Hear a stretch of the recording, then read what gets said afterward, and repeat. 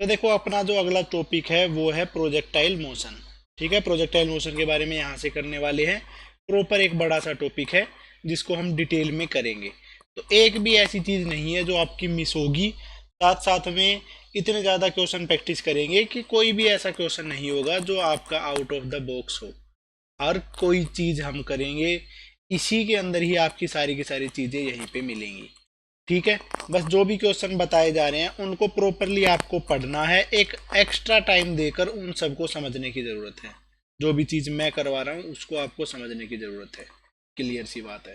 Projectile motion है उसको start करते हैं। प्रोजेक्टाइल मोशन का मतलब क्या हो जाता है? किसी एक ऑब्जेक्ट का motion under the influence of a constant force. अगर कोई कांस्टेंट फोर्स लग रहा होता है उसके इन्फ्लुएंस में किसी भी बॉडी का motion. Motion of an object under influence of constant force. किसी कांस्टेंट फोर्स के अंदर में किसी बॉडी के मोशन।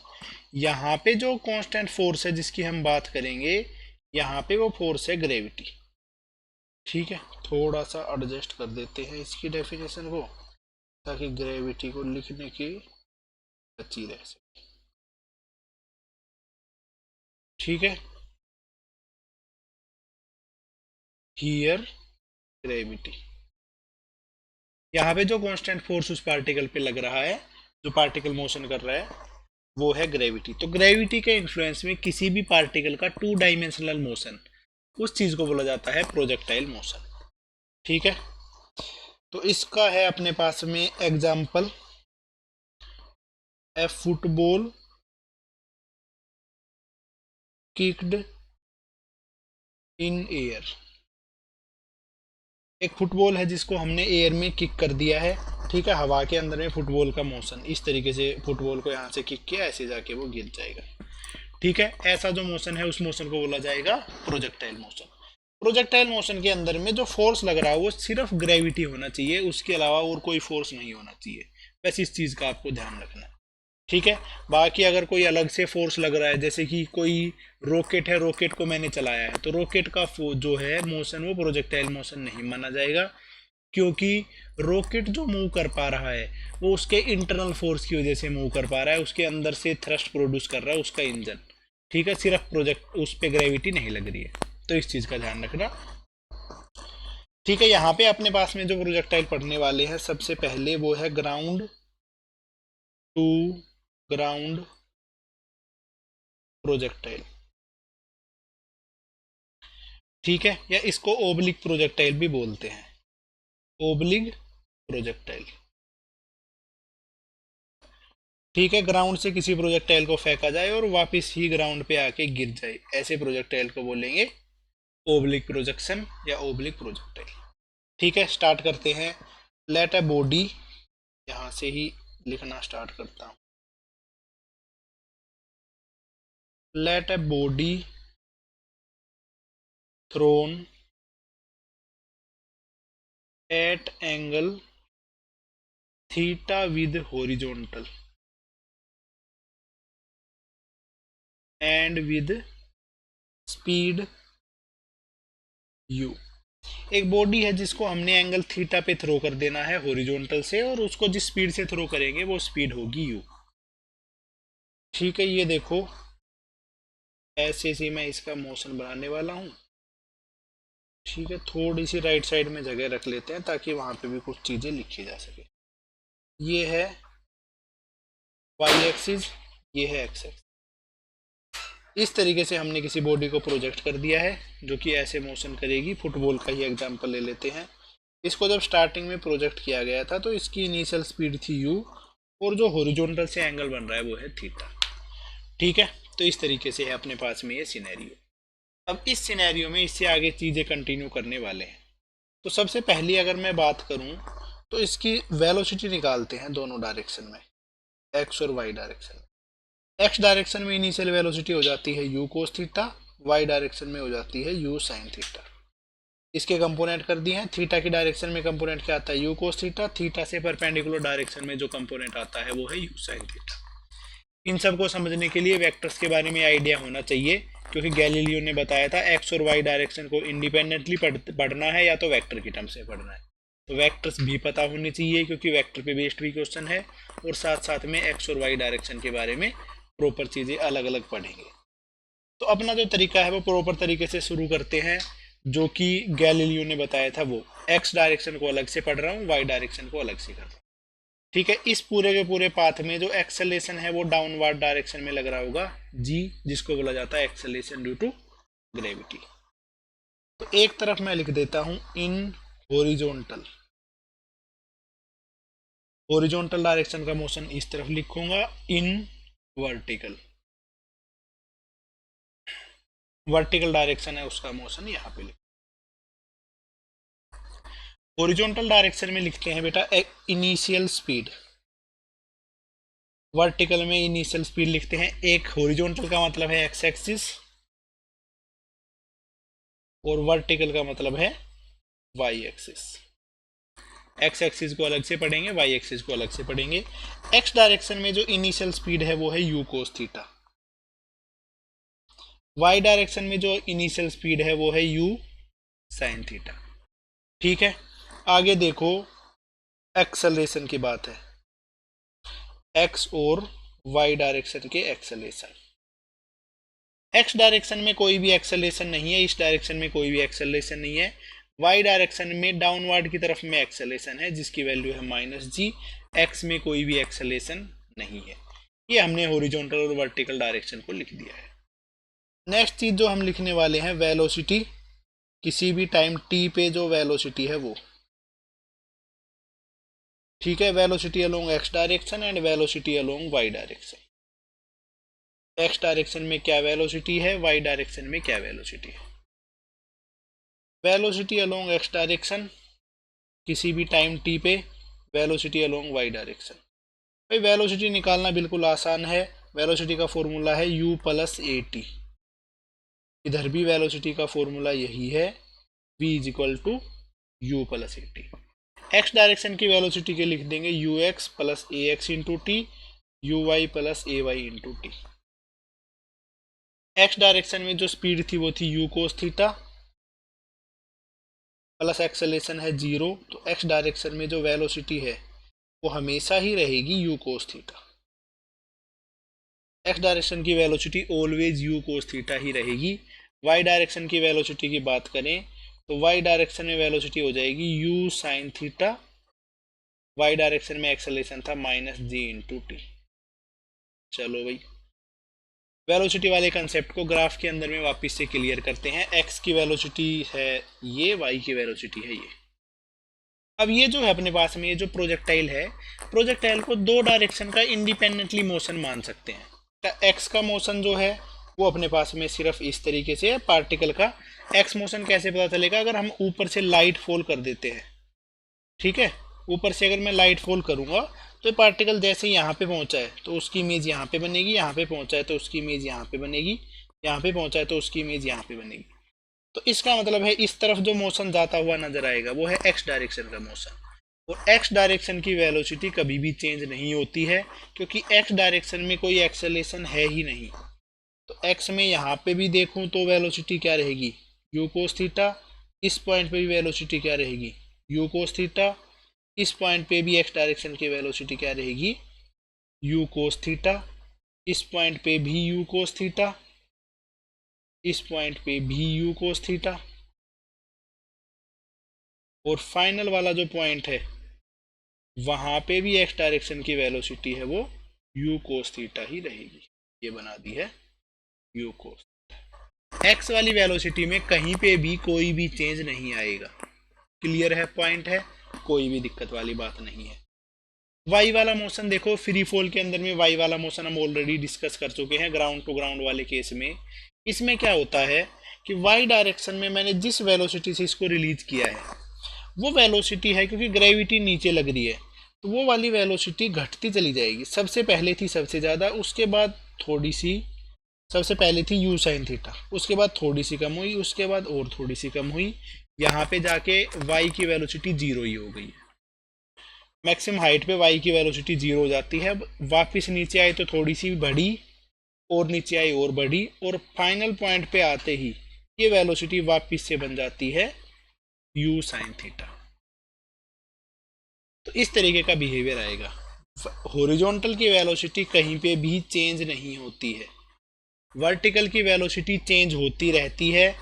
जैसे जैसे ऊपर जाएंगे तो वेलोसिटी कम होती रहेगी। मैक्सिमम हाइट पे y वाली वेलोसिटी 0 हो जाती है। ये जो u लिखा हुआ ना, ये तो इधर है, स्पीड का u था, ठीक है। अब नीचे आते आते इसकी वेलोसिटी फिर से बढ़ती हुई चलती है और फाइनल पॉइंट पे आते आते मैक्सिमम हो जाती है। ये अपने पास में हो जाता है x और y डायरेक्शन की वेलोसिटी का बिहेवियर। चलो, वेलोसिटी के बारे में लिख दिया है। नेक्स्ट आता है x और y डायरेक्शन में पोजीशन, हॉरिजॉन्टल डायरेक्शन की पोजीशन और वर्टिकल डायरेक्शन की पोजीशन। चलो तो भाई ये है इसकी पोजीशन, x और y डायरेक्शन। x डायरेक्शन में पोजीशन के लिए इक्वेशन बनेगी s is equal to u t plus half a t square, ये होती है पोजीशन की इक्वेशन। तो x की इक्वेशन क्या बन जाएगी, x is equal to u x t plus half a x into t square. y में बन जाएगी y is equal to u y t plus half acceleration along y into t square. अब हम इसके अंदर में वैल्यू पुट कर देते हैं। x डायरेक्शन की पोजीशन हो जाती है u कोस थीटा इंटू टी, एक्स में एक्सलेशन तो 0 ही है, x वाली इक्वेशन ये बन जाती है, x is equal to u cos theta t, इसको बोलेंगे इक्वेशन नंबर 1।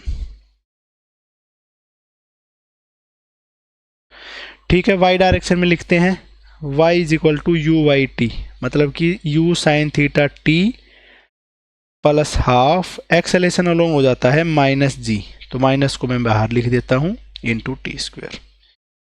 ये इक्वेशन हो गई है y डायरेक्शन की। y की पोजीशन है उसकी इक्वेशन ये है, x की पोजीशन है उसकी इक्वेशन ये है। अब इस इक्वेशन को मैं नाम दे देता हूँ इक्वेशन नंबर 2। ठीक है, फर्स्ट वाली इक्वेशन को इक्वेशन नंबर 1, राइट वाली इक्वेशन को दे दिया मैंने नाम इक्वेशन नंबर 2। ये है हॉरिजॉन्टल और वर्टिकल में वेलोसिटी और पोजीशन की इक्वेशन। ओके, इसके बाद में इससे जो नेक्स्ट पॉइंट है उसके बारे में लिखने वाला हूं। नेक्स्ट जो पॉइंट है वो है equation of trajectory. Equation of trajectory, equation of trajectory को पहले समझने की जरूरत है। इसका दूसरा नाम होता है equation of path, equation of trajectory या फिर इक्वेशन ऑफ पाथ। इस इक्वेशन को समझते हैं बेटा, क्या इसका मतलब होता है, क्या ये इक्वेशन होती है। इक्वेशन ऑफ ट्राजेक्टरी की अगर हम बात करें तो इक्वेशन ऑफ ट्राजेक्टरी होती है एक्स और वाई कोऑर्डिनेट के बीच में कोई रिलेशन है, वो इस चीज को स्पेसिफाई कर रही होती है ये। ठीक है, किसी भी पाथ है उसमें किसी भी पाथ की इक्वेशन क्या होती है, एक्स और वाई के अंदर में वो किस तरीके का पाथ बन रहा है, वो इस चीज के लिए लिखा जाता है इक्वेशन ऑफ ट्राजेक्टरी। इसका मतलब क्या है, द रिलेशन बिटवीन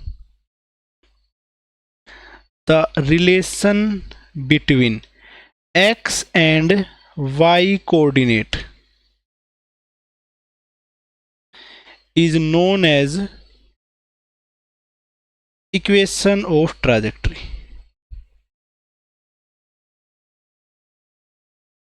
इसमें जो x और y कोऑर्डिनेट है इनके बीच का जो रिलेशन है उसको बोला जाता है इक्वेशन ऑफ ट्राजेक्टरी। तो अपने पास में x और y के कोरस्पोंडिंग दो इक्वेशन निकल के आई हैं, x की इक्वेशन है, एक y की इक्वेशन है, जो अभी अभी हमने लिखी थी। इन दोनों इक्वेशंस में से टाइम को एलिमिनेट करके जो सॉल्यूशन बनेगा उसी को बोला जाएगा इक्वेशन ऑफ ट्राजेक्टरी या equation of path. Equation of path को निकालना बिल्कुल आसान है। इक्वेशन नंबर 1 से टाइम की वैल्यू निकाल के इसके अंदर में पुट कर दूँ तो यहाँ से टाइम की वैल्यू निकालना बिल्कुल आसान है, x upon u cos theta. अब इसको मैंने राइट वाली इक्वेशन में पुट कर दूं। ठीक है, तो from put time is equal to x upon u cos theta from equation number 1 into equation number 2, equation number 1 से इक्वेशन नंबर 2 में पुट कर देता हूँ।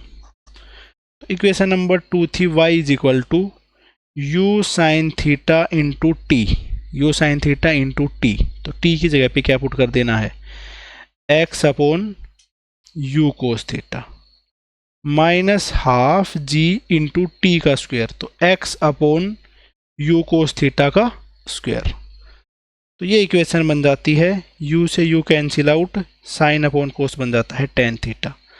तो y is equal to x tan theta minus half g x square upon u square cos square theta.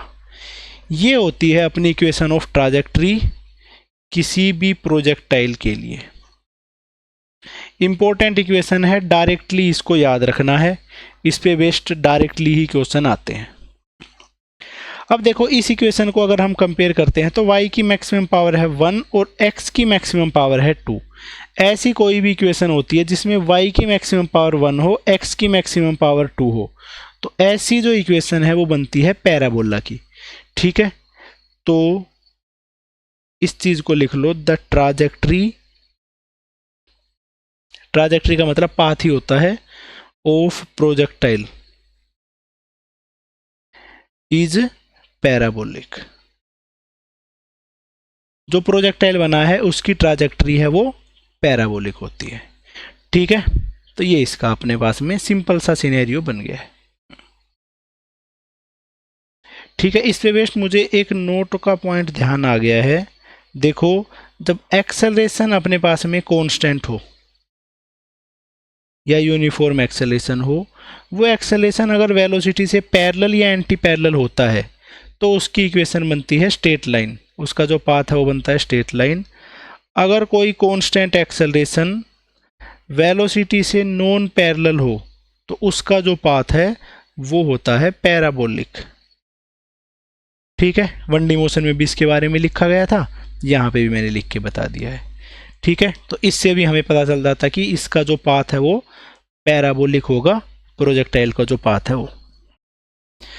चलो, ये तो अपने पास में आ गई है equation of trajectory. Equation of trajectory के बाद में प्रोजेक्टाइल में जो नेक्स्ट टॉपिक आता है वो लिखते हैं, वो टॉपिक है time of flight. Time of flight को मैं कैपिटल टी से लिख दे रहा हूं। टाइम ऑफ फ्लाइट क्या होता है किसी भी प्रोजेक्टाइल में, ये वो टाइम है जितने टाइम के लिए प्रोजेक्टाइल हवा में रहा है। ठीक है, प्रोजेक्टाइल यहां से स्टार्ट हुआ था, ऐसे ऊपर जाके ऐसे नीचे गिर जाता है, तो जितनी सी देर के लिए ये हवा में है, इतने सा जो पाथ है उसका जो टाइम है उसको बोलते हैं time of flight. The time for which projectile remains in air, जितने से टाइम के लिए हवा में रहा है उस टाइम को बोलते हैं टाइम ऑफ फ्लाइट। ऐसे सा है अपने पास में प्रोजेक्टाइल, ये है इसमें वाई एक्सिस, ये है एक्स एक्सिस। इस तरीके से प्रोजेक्टाइल ऊपर गया है, वापस आके नीचे गिर गया है। यहाँ पे जहाँ से स्टार्ट किया था उधर पे था time t is equal to 0, जहाँ पे वापस जाके गिर गया है वहाँ का टाइम है कैपिटल T, और इसी टाइम को बोला जाता है टाइम ऑफ फ्लाइट। ठीक है, टाइम ऑफ फ्लाइट के लिए जब भी निकाला जाता है तो हम y कोऑर्डिनेट का ज़्यादातर यूज करते हैं, अलोंग y एक्सिस से ही ये टाइम निकल के आएगा। y एक्सिस में पहले ऊपर गया फिर ऊपर से नीचे आ गया, तो इसको लिखते हैं along y axis. y axis के अलोंग जो मोशन है उसको डिस्कस करते हैं। y एक्सिस में डिस्प्लेसमेंट है y is equal to u y t plus half acceleration along y into t square.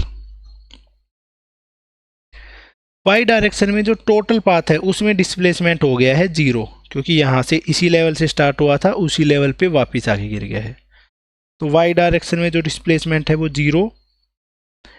Initial velocity along y into जो time लगा है वो कैपिटल T है, प्लस हाफ y में एक्सेलेरेशन है minus g into capital T square.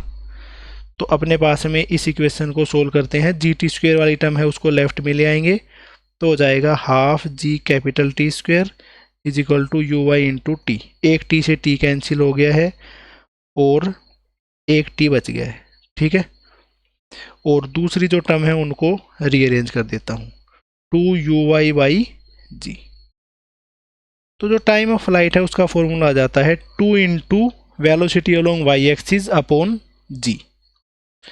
दूसरा इसका जो फॉर्मूला है वो जाता है वेलोसिटी अलोंग वाई एक्सिस के अलोंग में जो वेलोसिटी थी वो थी यू साइन थीटा, तो two u sine theta upon g. तो सिचुएशन के अकॉर्डिंगली इनमें से कोई भी एक फॉर्मूला यूज कर सकते हैं, two u y by g या two u sine theta upon g, ठीक है।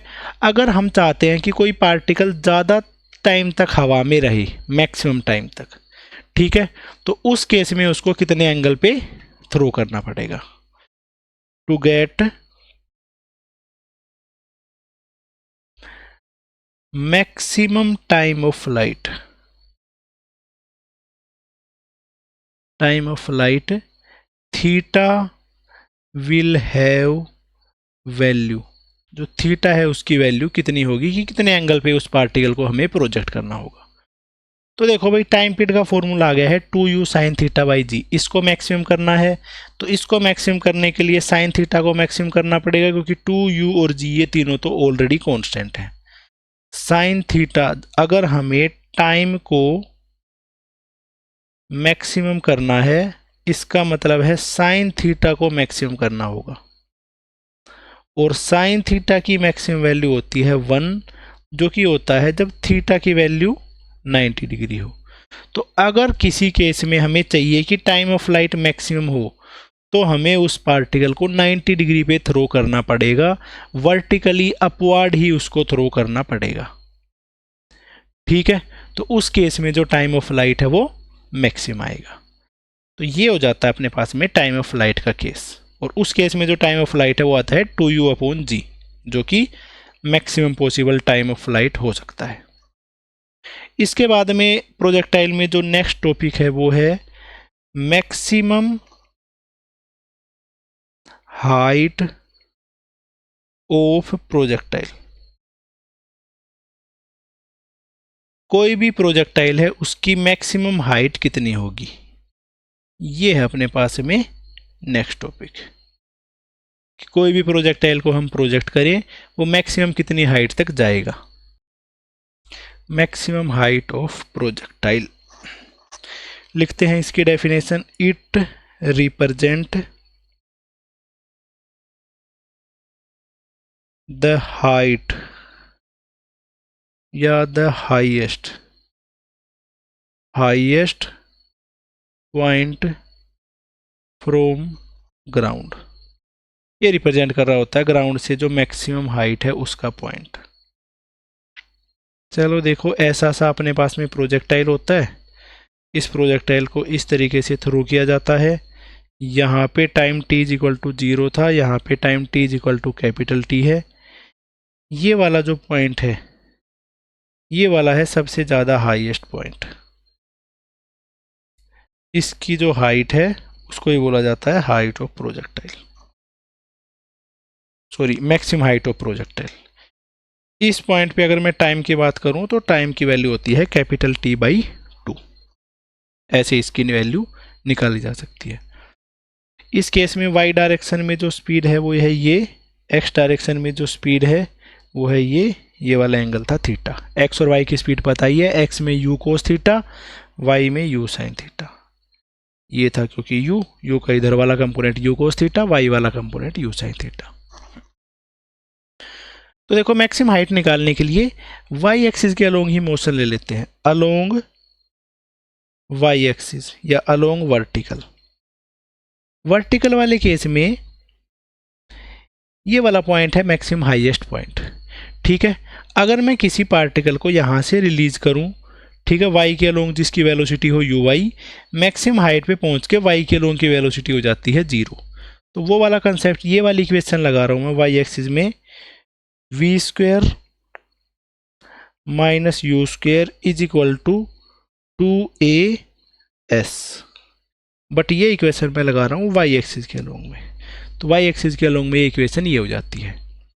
जब हाईएस्ट पॉइंट पे पहुंचेंगे फाइनल पोजीशन पे, तब जो वाई के अलोंग वेलोसिटी है वो जाती है 0, इनिशियल पे यही रहती है 2, वाई के अलोंग में जो एक्सेलेरेशन है -g, और जो मैक्सिमम डिस्प्लेसमेंट हुआ है वाई एक्सिस में हाफ ऑफ मोशन में वो है h। तो इसका आंसर आ जाता है u y square upon 2g। Minus है, माइनस से माइनस कैंसिल आउट हो गया, ये वैल्यू आ गई है हाइट की।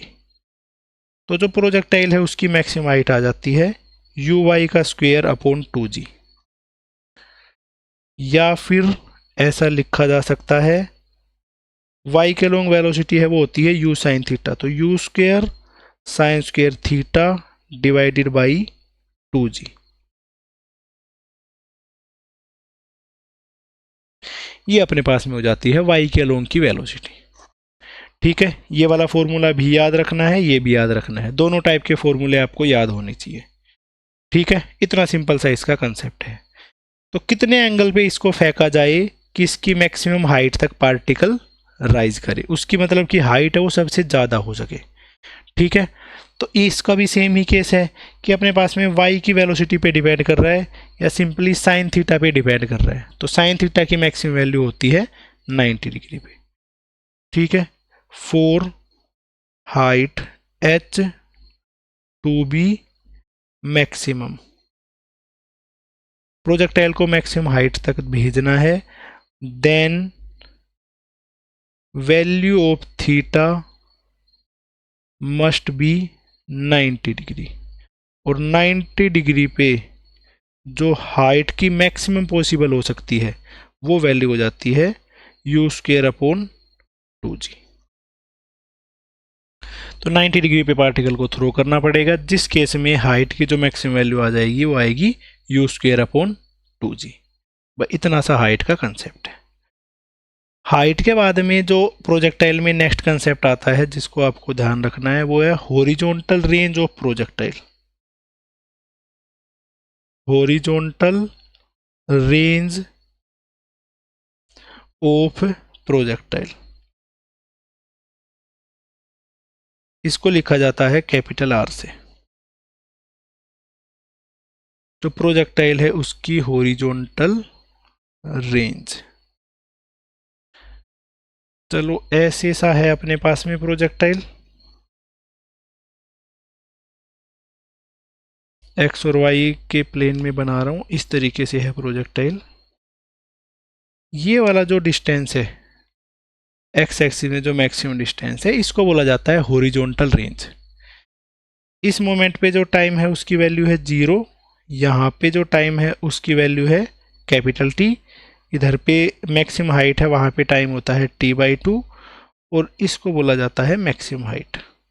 चलो ये चीज़ अपने पास में ऑलरेडी क्लियर है, तो कुछ ज़्यादा दिक्कत वाली सी बात नहीं है। इसमें x डायरेक्शन के अलोंग जो वेलोसिटी है वो है ux, y के अलोंग जो वेलोसिटी है वो है uy। ठीक है, तो इसको लिखते हैं द मैक्सिमम हॉरिजॉन्टल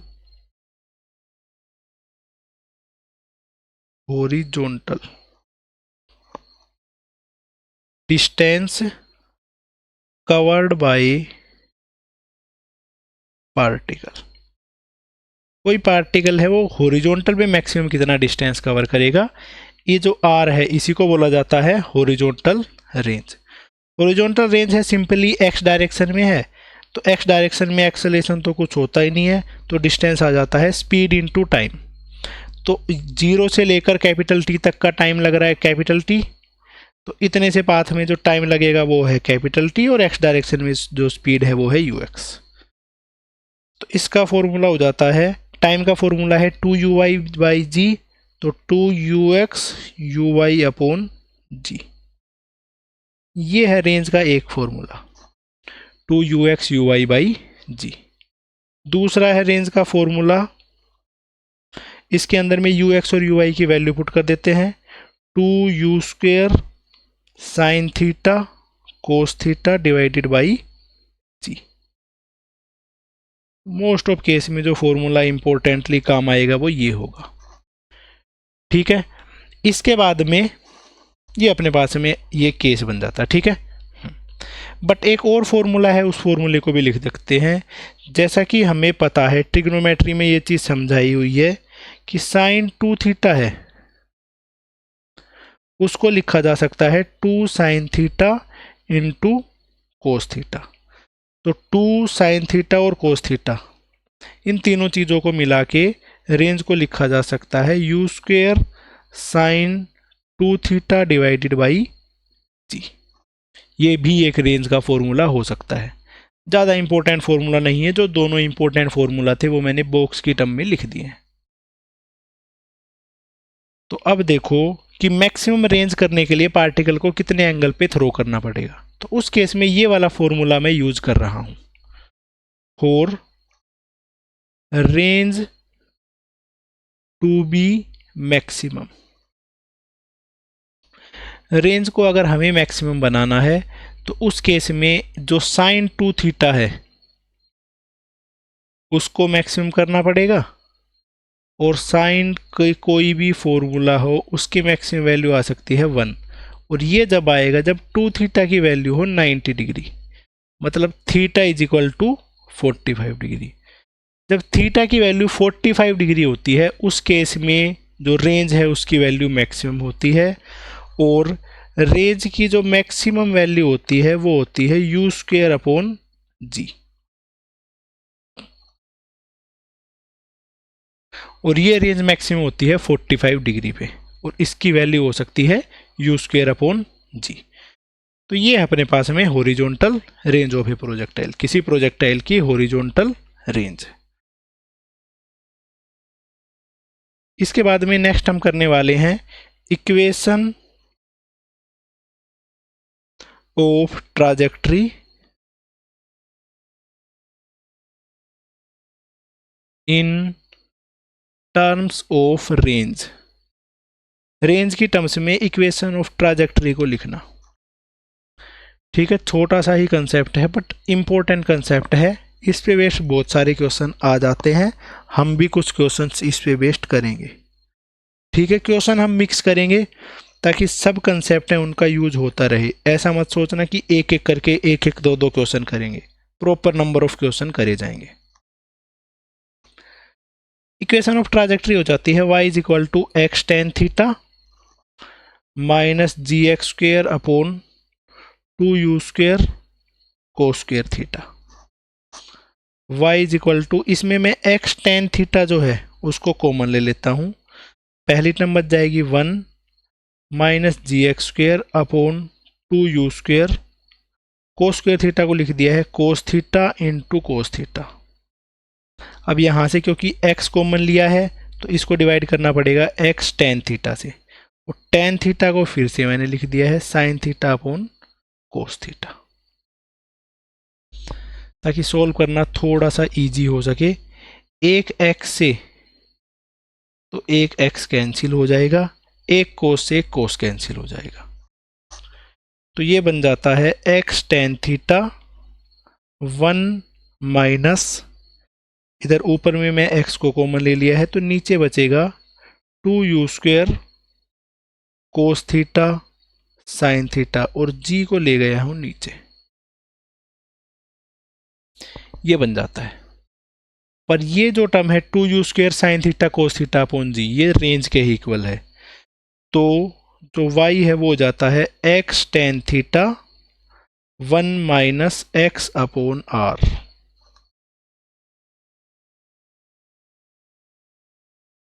इस तरीके से लिखी जाती है इक्वेशन ऑफ ट्राजेक्टरी। ठीक है, रेंज की टर्म्स में जो इक्वेशन ऑफ ट्राजेक्टरी है वो ये रहेगी। ओके, नेक्स्ट है कि ratio of range and height and maximum height. एक इसका जो रेशियो है वो भी कई बार काम में आता है। कोई ग्राउंड टू ग्राउंड प्रोजेक्टाइल है, उसमें रेंज और मैक्सिमम हाइट का जो रेशियो है वो कितना आएगा। तो ये रेशियो और निकाल के लिख लेते हैं, R/H। रेंज को मैं हाइट से डिवाइड करने वाला हूं, तो रेंज है उसकी इक्वेशन बन जाती है 2u² sine theta cos theta divided by g. Height का फॉर्मूला हो जाता है u² साइन² थीटा अपॉन 2g। तो u² से u² कैंसिल होगा, एक साइन से साइन और एक जी से जी, तो ये बच जाता है ऊपर 2 कोस थीटा बाई 1, नीचे बचेगा साइन थीटा अपॉन 2। तो इसको कैसे प्रॉपरली लिखा जा सकता है, 2 कोस theta upon 1 into 2 upon sine theta. 2 की मल्टीप्लाई 2 से करूंगा तो बच जाएगा अपने पास में 4, साइन अपॉन कोस बन जाएगा टेन थीटा।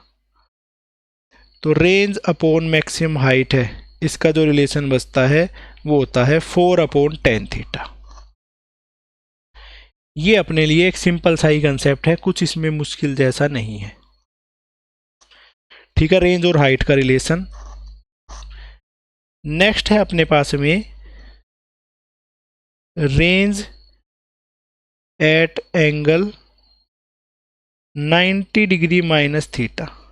कोई प्रोजेक्टाइल है जिसको मैंने 90 माइनस थीटा पे थ्रो किया गया है, उस केस में उसकी रेंज की वैल्यू क्या होगी।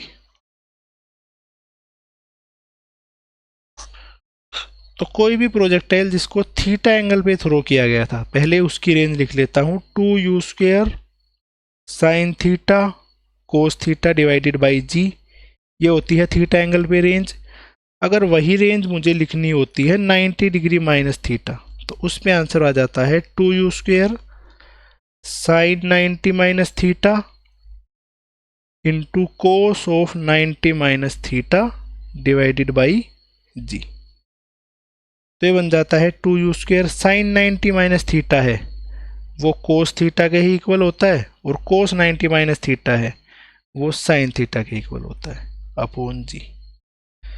तो ये तो इसी रेंज के ही इक्वल आ गई है। इसका मतलब क्या है कि अगर किसी प्रोजेक्टाइल को u स्पीड से एंगल थीटा पे फेंक दूं या फिर u स्पीड से एंगल 90 माइनस थीटा पे थ्रो कर दूं, दोनों केस में जो रेंज है उसकी वैल्यू सेम ही आएगी।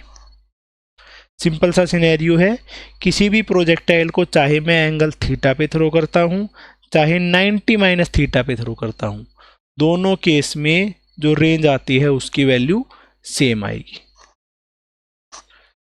ओके, डायग्राम की टर्म्स में इसको समझाता हूं। ये है वाई एक्सिस, ये है एक्स एक्सिस। एक पार्टिकल है जिसको एंगल मैंने थीटा पे फेंका है, एक दूसरा पार्टिकल है, पहले वाले का जो थीटा है उसको यहाँ पे लिख देता हूँ, एक सेम ही मास का, मतलब कि सेम ही चीज़ों का प्रोजेक्टाइल है, उसको मैंने एंगल 90 माइनस थीटा पे फेंका है। तो इस केस में जो इसका पाथ होगा वो ऐसे रहेगा, इस केस में इसका जो पाथ है वो ऐसे रहेगा, और दोनों की जो रेंज है वो सेम आ जाएगी। ठीक है, प्रॉपर तरीके से बना लेना। दोनों केस में जो रेंज है वो इक्वल आती है, एक ही जगह पे दोनों पार्टिकल जाके गिरते हैं, चाहे मैं एंगल थीटा पे फेंकूं चाहे 90 माइनस थीटा से। 90 माइनस थीटा वाला ये वाला एंगल है 90 माइनस थीटा, टोटल यहाँ का इस वाई और एक्सिस के बीच में होता है 90, तो ये वाला एंगल है थीटा। तो ऐसा भी बोल सकते हैं, चाहे हॉरिजॉन्टल से थीटा पे फेंकूं चाहे वर्टिकल से थीटा पे फेंकूं, दोनों केस में रेंज है वो सेम ही आएगी। चलो लिख लेते हैं इस पॉइंट के बारे में। तो देखो, range will be same if particle is thrown at angle theta और 90 डिग्री माइनस थीटा। चाहे पार्टिकल को थीटा पे फेंकूं चाहे 90 माइनस थीटा पे, दोनों केस में सेम स्पीड से फेंकना पड़ेगा, ये भी लिखना ज़रूरी है, विद सेम स्पीड। नेक्स्ट अपने पास में पॉइंट आता है, एक होता है कि if a particle thrown at theta with horizontal and theta with vertical. एक पार्टिकल है जिसको थ्रो किया गया है थीटा एंगल हॉरिजॉन्टल के साथ में या थीटा एंगल वर्टिकल के साथ में, बोथ विल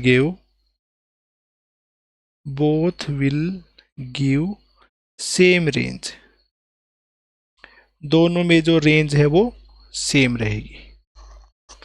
नंबर थर्ड, इस पे बेस्ड एक डेफिनेशन आती है जिसको बोलते हैं complementary angle. Complementary angles, complementary angles दो होते हैं, अल्फा और बीटा।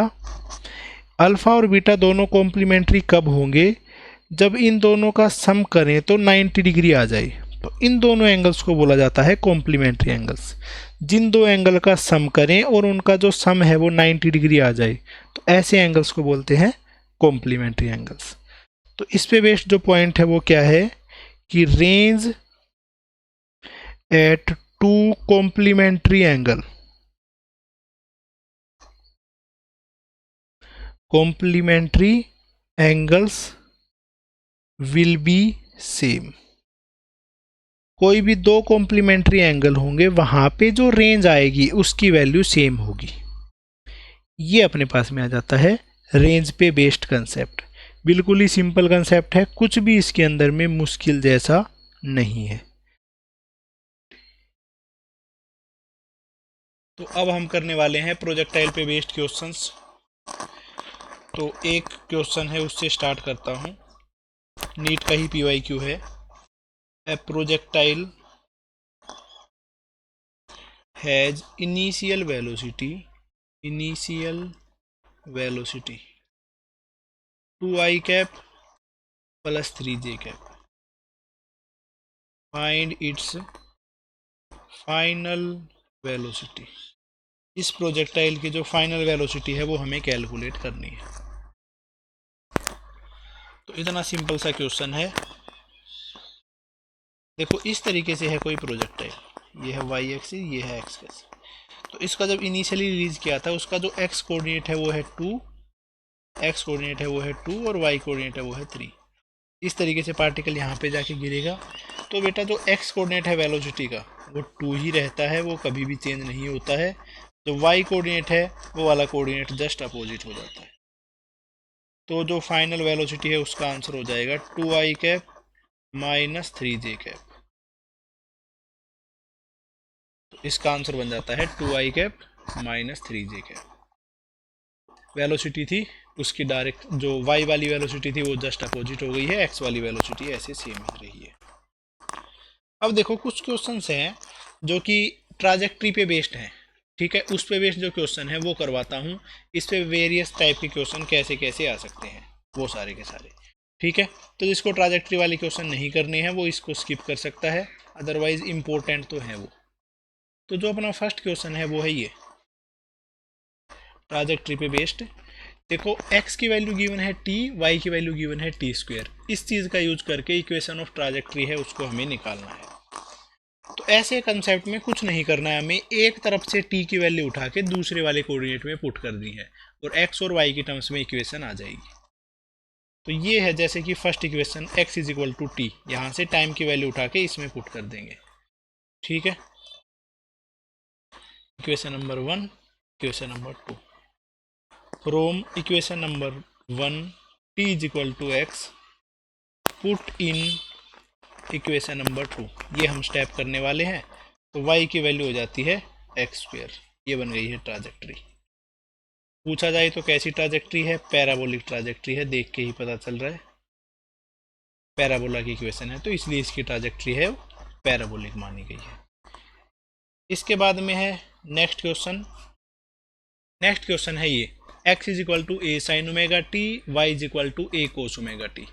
ये अपने पास में इक्वेशन गिवन है। इस चीज़ का यूज करके हमें इक्वेशन ऑफ ट्राजेक्ट्री बतानी है। इक्वेशन ऑफ ट्राजेक्ट्री आने वाले चैप्टर्स में भी इंपॉर्टेंट रहता है, एक इम्पोर्टेंट टॉपिक है, ठीक है, तो इस चीज़ का ध्यान रखना। तो अब देखो इसकी इक्वेशन ऑफ ट्राजेक्ट्री बतानी है कैसे रहेगी। तो यहाँ से टाइम की वैल्यू यहाँ पे पुट करना, इधर से टाइम की वैल्यू यहाँ पे पुट करना अपने लिए बहुत ज़्यादा मुश्किल हो सकता है। ठीक है, x is equal to a sine omega t, यहाँ से t निकालें, साइन इनवर्स की टर्म्स में फंक्शन बनेगा, फिर y में पुट करें। इतनी ज़्यादा मैथमेटिकल स्किल की रिक्वायरमेंट नहीं है फिजिक्स में। बेसिकली देखो यहाँ पे एक है साइन एक है कोस और हमें इसको एलिमिनेट करना है। तो इसमें ओमेगा सिर्फ टी को सोल्व नहीं करते हैं, कंप्लीट साइन और कंप्लीट कोस को मैं सोल्व कर देता हूँ। देखो क्या है कि हमें जैसा कि पता है कि sign square theta plus cos square theta उसकी वैल्यू होती है 1।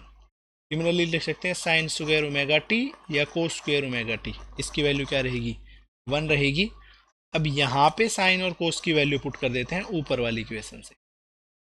तो साइन ओमेगा टी की वैल्यू बन जाएगी यहाँ से x अपॉन ए, तो ये बन जाएगा x अपॉन ए का स्क्वायर प्लस ये बन जाएगा y अपॉन ए का स्क्वायर, जो कि कोस है वो बन जाएगा, ए को इधर ले जाऊंगा तो y अपॉन ए, तो ये बन जाता है 1।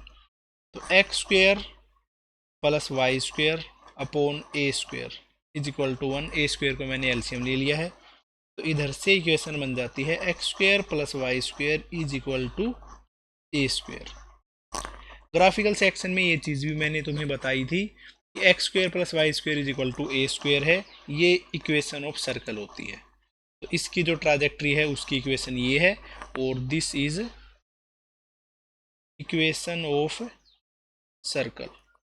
इस पार्टिकल की जो ट्राजेक्ट्री है वो सर्कुलर ट्राजेक्ट्री है। कोई भी ऐसी ट्राजेक्ट्री नजर आए ए साइन ओमेगा टी या एक है ए साइन ओमेगा टी, एक है ए कोस ओमेगा टी, इसकी ट्राजेक्ट्री की बात करें तो ये सर्कुलर ट्राजेक्ट्री है, ये एक सर्कल की इक्वेशन है। इससे ज़्यादा इसमें कुछ भी करने की ज़रूरत नहीं है। अब देखो नेक्स्ट क्वेश्चन। तो नेक्स्ट क्वेश्चन है ये, अगर अपने पास में पोजीशन वेक्टर की टर्म्स में गिवन है r vector is equal to a sine omega t i cap plus a cos omega t j cap. ये वाला क्वेश्चन बहुत ज़्यादा इंपॉर्टेंट है, जेई मेंस में मल्टीपल टाइम्स आया हुआ है, नीट के अंदर भी मल्टीपल टाइम्स आया हुआ है, इसलिए एक इंपॉर्टेंट क्वेश्चन है वो बन जाता है। देखो आर वेक्टर गिवन है ये, ठीक है, हमें क्या निकालना है, पार्टिकल की वेलोसिटी, पार्टिकल की स्पीड, पार्टिकल का एक्सेलरेशन और इक्वेशन ऑफ ट्राजेक्ट्री। तो ये सारी की सारी चीज़ें हम निकालने वाले हैं। तो पहली अगर मैं बात करूं जो पोजीशन वेक्टर है वो है a sine omega t i cap plus a cos omega t j cap.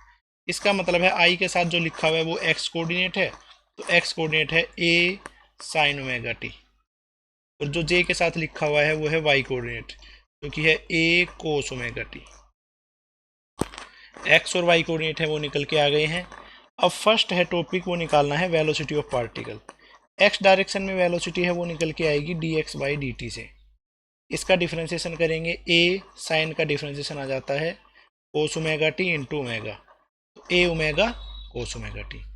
इसका ही अगर वेलोसिटी का वाई कंपोनेंट निकालें, गैलीलियो लॉ के अकॉर्डिंगली निकाल रहे हैं, एक्स और वाई कोऑर्डिनेट अलग अलग आ सकते हैं, तो वेलोसिटी का जो वाई कोऑर्डिनेट है वो आ जाएगा d y by d t. तो इसका डिफ्रेंसिएशन करेंगे तो ए है कांस्टेंट, कोस का डिफ्रेंसिएशन हो जाता है minus sign omega T into omega. तो ये आ गई है वेलोसिटी एक्स डायरेक्शन में और वाई डायरेक्शन में। अगर वेलोसिटी वेक्टर पूछा जा रहा है तो लिख देंगे v x i cap plus v y j cap. तो इधर पे जो वेलोसिटी वेक्टर है वो बनता है a omega cos omega t i cap minus a omega sine omega t j cap. इस तरीके से बन जाता है इसका वेलोसिटी वेक्टर। तो ये आ जाती है पार्टिकल की वेलोसिटी। सेकंड अगर हम बात करें पार्टिकल की स्पीड, पार्टिकल की स्पीड का मतलब है इसकी जो वेलोसिटी है उसका मैग्नीट्यूड। वेलोसिटी का मैग्नीट्यूड क्या आ जाएगा, एक्स कंपोनेंट का स्क्वायर प्लस वाई कंपोनेंट का स्क्वायर और होल पे अंडर रूट। तो देखो इसको लिखते हैं एक्स कंपोनेंट, क्योंकि यहाँ पे निकाल लिए थे तो ये आसान है, इससे भी निकाल दे तो एक ही तो बात है। इसका स्क्वायर करूँगा तो मैं आ जाएगा a omega cos omega t का स्क्वायर प्लस माइनस का स्क्वायर तो प्लस ही हो जाएगा, तो सीधा प्लस ही लिखते हैं a omega sine omega t. Okay, अब देखो इसमें आ जाता है a square omega square cos square omega t plus a square omega square sine square omega t. यहाँ पे मैं ए स्क्वेयर ओमेगा स्क्वेयर को कॉमन ले लेता हूँ, इधर बच जाता है cos square omega t plus sine square omega t. जैसा कि हमें पता है cos square theta plus sine square theta की वैल्यू होती है 1, तो इसका आंसर हो जाता है under root of a square omega square, बाकी तो 1 ही है। तो इधर पे जो पार्टिकल की स्पीड है उसका आंसर आ जाता है ए इंटू ओमेगा। इस तरीके से निकाला जा सकता है, कुछ भी इसके अंदर में मुश्किल कंसेप्ट नहीं है। ओके, नेक्स्ट जो चीज़ हमें निकालनी है वो है एक्सेलरेशन। नंबर 3 जो चीज़ है वो है एक्सेलरेशन। एक्सेलरेशन को लिखा जा रहा है ए वेक्टर से। एक्सेलरेशन को लिख देंगे D by d T, velocity वाली जो इक्वेशन थी उसका डिफरेंशिएशन। तो अब इस क्योंकि इक्वेशन है ही तो इसका डिफरेंशिएशन कर देते हैं, अदरवाइज एक्स और वाई कंपोनेंट से भी आंसर आ सकता था, उसमें भी कोई दिक्कत की बात नहीं है। तो मैं एक्सेलरेशन लिख रहा हूँ, पहले तो a omega into cos omega t का डिफरेंशिएशन करेंगे। तो इसके अंदर में ए ओमेगा तो कांस्टेंट है, बाहर आ जाएगा। कोस का डिफरेंशिएशन होता है minus sign omega T into omega, तो ये हो जाएगा फर्स्ट टर्म का डिफरेंशिएशन। इसके साथ में आई कैप माइनस ए ओमेगा है कांस्टेंट, साइन का डिफरेंशिएशन है वो हो जाएगा कोस ओमेगा टी इंटू ओमेगा, ये बन जाता है जी कैप। तो ये हो जाता है अपने पास में एक्सेलरेशन। और देखो एक्सेलरेशन के अंदर में मैं माइनस ओमेगा स्क्वेयर को अगर कॉमन ले लूँ तो ये बन जा रहा है a sine omega t i cap plus a cos omega t j cap.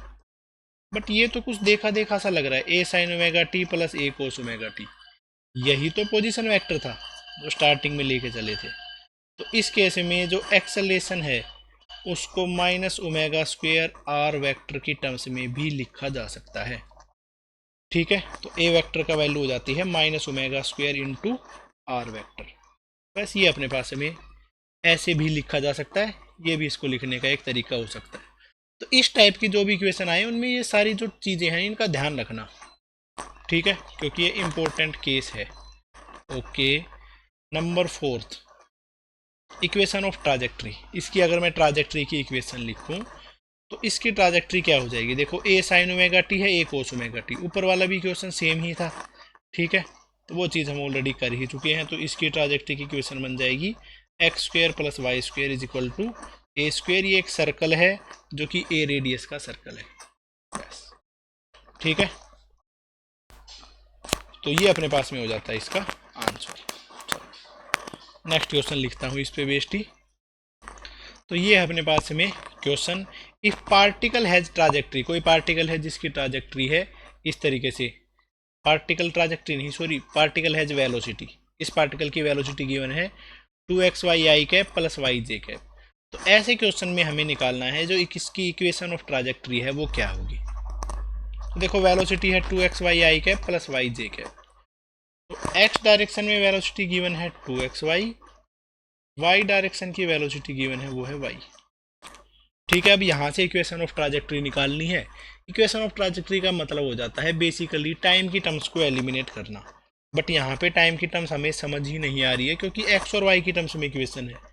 तो इस इक्वेशन को मैं थोड़ा सा सिंप्लीफाई करके लिखता हूँ, इसको मैं लिख देता हूँ d x y d t जो कि है 2xy, इसको मैंने लिख दिया है d y by d t जो कि है अपने पास में y। अब अपने पास में जो इक्वेशन है वो टाइम की टर्म्स में भी आ गई है, यहाँ पे भी टाइम की टर्म्स मुझे दिखाई दे रही है, d x by d t और d y by d t. अब इनको सोल्व करना तो बिल्कुल आसान है, एक इक्वेशन से दूसरी इक्वेशन को डिवाइड कर देते हैं, d x by d t divided by d y by d t. तो ऐसा मैंने इसलिए किया है ताकि जो टाइम है वो ईजिली एलिमिनेट हो सके। Is equal to d x by d t है 2xy और d y by d t है सिर्फ y। तो डी टी से d t cancel out, y से y कैंसिल आउट, तो d x upon d y जो है वो बन जाता है 2x के equal, is equal to 2x। अपने पास में इतनी सिंपल सी इक्वेशन आ गई है। अब इसको सोल्व करना बिल्कुल आसान है क्योंकि अब तो सिर्फ इंटीग्रेशन का क्वेश्चन बच गया है ये। तो वेरिएबल को सेपरेट करते हैं, is equal to 2dy। Okay, x वाली टर्म्स है उनको एक तरफ लिया है, वाई वाली टर्म्स को एक तरफ रखा, दोनों तरफ इंटीग्रेट किया डी एक्स अपॉन एक्स का इंटीग्रेशन आ जाता है एल एन एक्स, इस वाले स्टेप में मैंने इंटीग्रेट किया है, इज इक्वल टू 2 dy, इसका इंटीग्रेशन आ जाता है 2y प्लस सी। ये बन गई है अपनी इक्वेशन ऑफ ट्राजेक्ट्री। जैसा ऑप्शंस में गिवन होगा उसके अकॉर्डिंगली रीअरेंज कर लेंगे, वो बाद की बात है, बट इसका जो फाइनल आंसर है वो यही है। तो नेक्स्ट जो क्वेश्चन है अपने पास में वो है ये, if x is equal to 3 sin omega t and y is equal to 4 cos omega t, find out equation of trajectory. इसमें हमें इक्वेशन ऑफ ट्राजेक्ट्री है उसको कैलकुलेट करना है। तो देखो यहाँ पे भी एक साइन है एक कोस है, तो वही वाला कंसेप्ट है वो यूज करेंगे, sine square omega t plus cos square omega t is equal to 1। ठीक है, तो साइन ओमेगा टी की वैल्यू हो जाती है x अपॉन 3, तो ये बन जाता है x अपॉन 3 का square plus cos omega t की वैल्यू हो जाती है y अपॉन 4, तो ये हो जाता है y अपॉन 4 का स्क्वायर इज इक्वल टू 1। तो x square upon 3 square plus y square upon 4 square is equal to 1, ये आ जाती है यहाँ पे इक्वेशन ऑफ ट्राजेक्ट्री। और ये जो इक्वेशन ऑफ ट्राजेक्ट्री है ये होती है इलिप्स की, तो इसकी ट्राजेक्ट्री है इलिप्टिकल ट्राजेक्ट्री, इलिप्टिकल ट्राजेक्ट्री। बस ये हो जाता है ट्राजेक्ट्री पे बेस्ड क्वेश्चन। अब कुछ क्वेश्चन है वो हम करने वाले हैं प्रोजेक्टाइल मोशन पे, जो प्रॉपर प्रोजेक्टाइल मोशन है उस पे बेस्ड क्वेश्चन।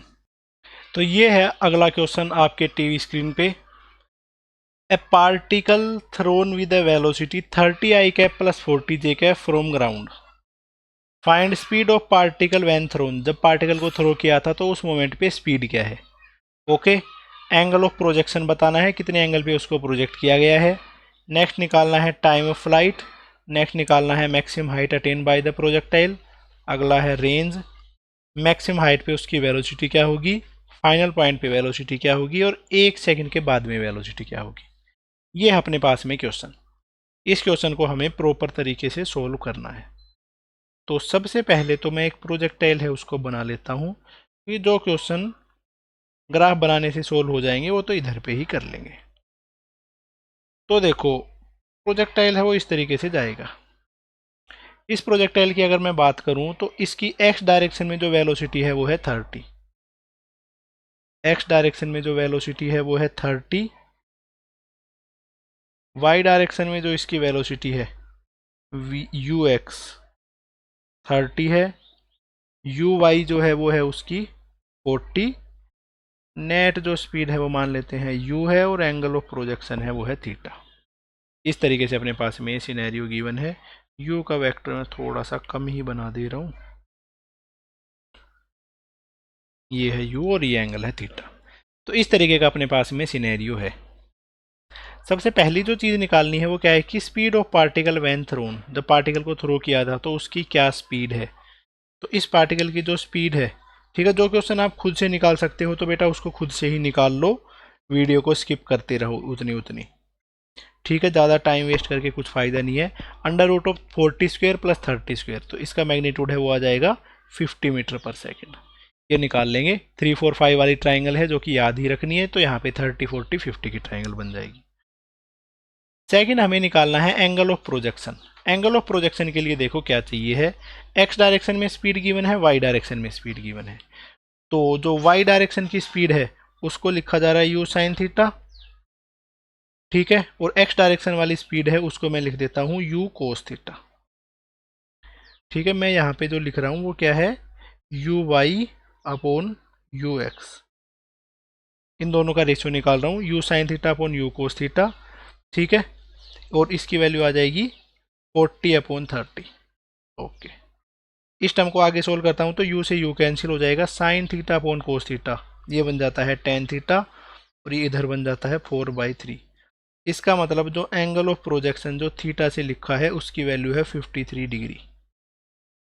फर्स्ट और सेकंड जो आंसर है उनकी वैल्यूज आ गई है 50 मीटर पर सेकंड एंड 53 डिग्री। ओके, इसके बाद में जो नेक्स्ट निकालना है वो क्या है कि टाइम ऑफ फ्लाइट, इस पार्टिकल को कितना इसका टाइम ऑफ फ्लाइट होगा। नंबर थर्ड है उसको मैं यहाँ पे लिख रहा हूँ, टाइम ऑफ फ्लाइट है। टाइम ऑफ फ्लाइट का फॉर्मूला क्या हो जाता है, 2u sine theta by g या 2u बाई जी, ये भी लिखवाया था मैंने, 2y डायरेक्शन में वेलोसिटी अपॉन जी। तो अब इसमें y डायरेक्शन में जो वेलोसिटी है वो तो है 40, तो 2 इंटू 40 अपॉन जी की वैल्यू है 10, तो 0 से 0 कैंसिल आउट, 4 इंटू 2, इसका टाइम पीरियड आ जाएगा 8 सेकेंड। ये आ जाता है टाइम पीरियड का आंसर। नेक्स्ट है नंबर 4। नंबर 4 निकालना है इसमें हाइट मैक्सिमम, कितनी मैक्सिमम हाइट तक पार्टिकल जाएगा। तो ये आ जाता है यू स्क्वेयर बाई 2g, बस y डायरेक्शन की वेलोसिटी उसमें पुट करते हैं, you y square by 2g, इसका फॉर्मूला भी लिखवाया हुआ है।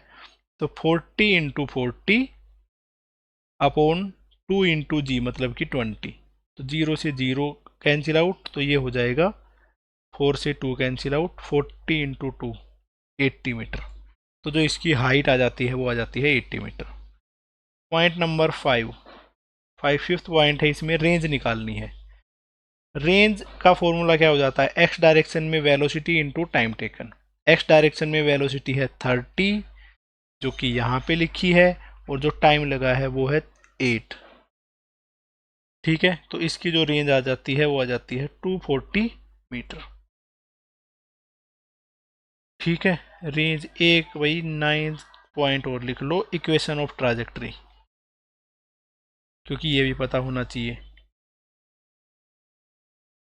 इक्वेशन ऑफ ट्राजेक्ट्री भी निकालनी आनी चाहिए, उसको भी सोल्व करेंगे। चलो, जो 5 पॉइंट है वो अपने पास में यहाँ पे सोल्व हो गए हैं। ठीक है, पॉइंट नंबर 6 पॉइंट में क्या पूछा गया है कि वेलोसिटी एट मैक्सिमम हाइट पे क्या वेलोसिटी होगी। देखो, एक्स डायरेक्शन की वेलोसिटी है 30, जब हम मैक्सिमम हाइट पे पहुंचते हैं तो एक्स वाली वेलोसिटी है वो तो रहती है जो कि है 30, वाई डायरेक्शन वाली वेलोसिटी है मैक्सिमम हाइट पे जाके 0 हो जाती है। तो मैक्सिमम हाइट पे जाके सिर्फ एक वेलोसिटी बचती है, चाहे उसको यू कोस थीटा मान लो चाहे उसको 30 मान लो, एक ही वेलोसिटी बचती है। तो मैक्सिमम हाइट पे जो वेलोसिटी है उसका आंसर आ जाता है 30 i cap. Point number 7, velocity at final point, जब फाइनल पॉइंट यहाँ पे पहुँचता है तब उसकी वेलोसिटी क्या होगी। तो हॉरिजॉन्टल वेलोसिटी तो जो 30 थी वो 30 ही रहेगी, वर्टिकल वेलोसिटी थी 40, वो अपोजिट हो जाती है, तो ये हो जाती है 40। तो इसका आंसर आ जाता है 30 i cap minus 40 j cap. ठीक है, नेक्स्ट है पॉइंट नंबर 8 पॉइंट क्या गिवन है कि velocity at t is equal to 1 second, जब टाइम की वैल्यू 1 सेकेंड हो गई है तो उस मोमेंट पे वेलोसिटी क्या रहेगी। तो एक्स डायरेक्शन की वेलोसिटी है वो तो 30 ही रहेगी। ठीक है, वाई डायरेक्शन की वेलोसिटी है वो लिख देता हूँ, वाई डायरेक्शन की वेलोसिटी आ जाती है u plus a t y direction में। वाई डायरेक्शन में जो इनिशियल वेलोसिटी थी वो थी 40 प्लस एक्सेलेरेशन है -10, एक सेकंड के बाद में, एक सेकंड के बाद में आ जाता है 40 माइनस 10, मतलब कि वेलोसिटी बन जाती है वाई डायरेक्शन में 30।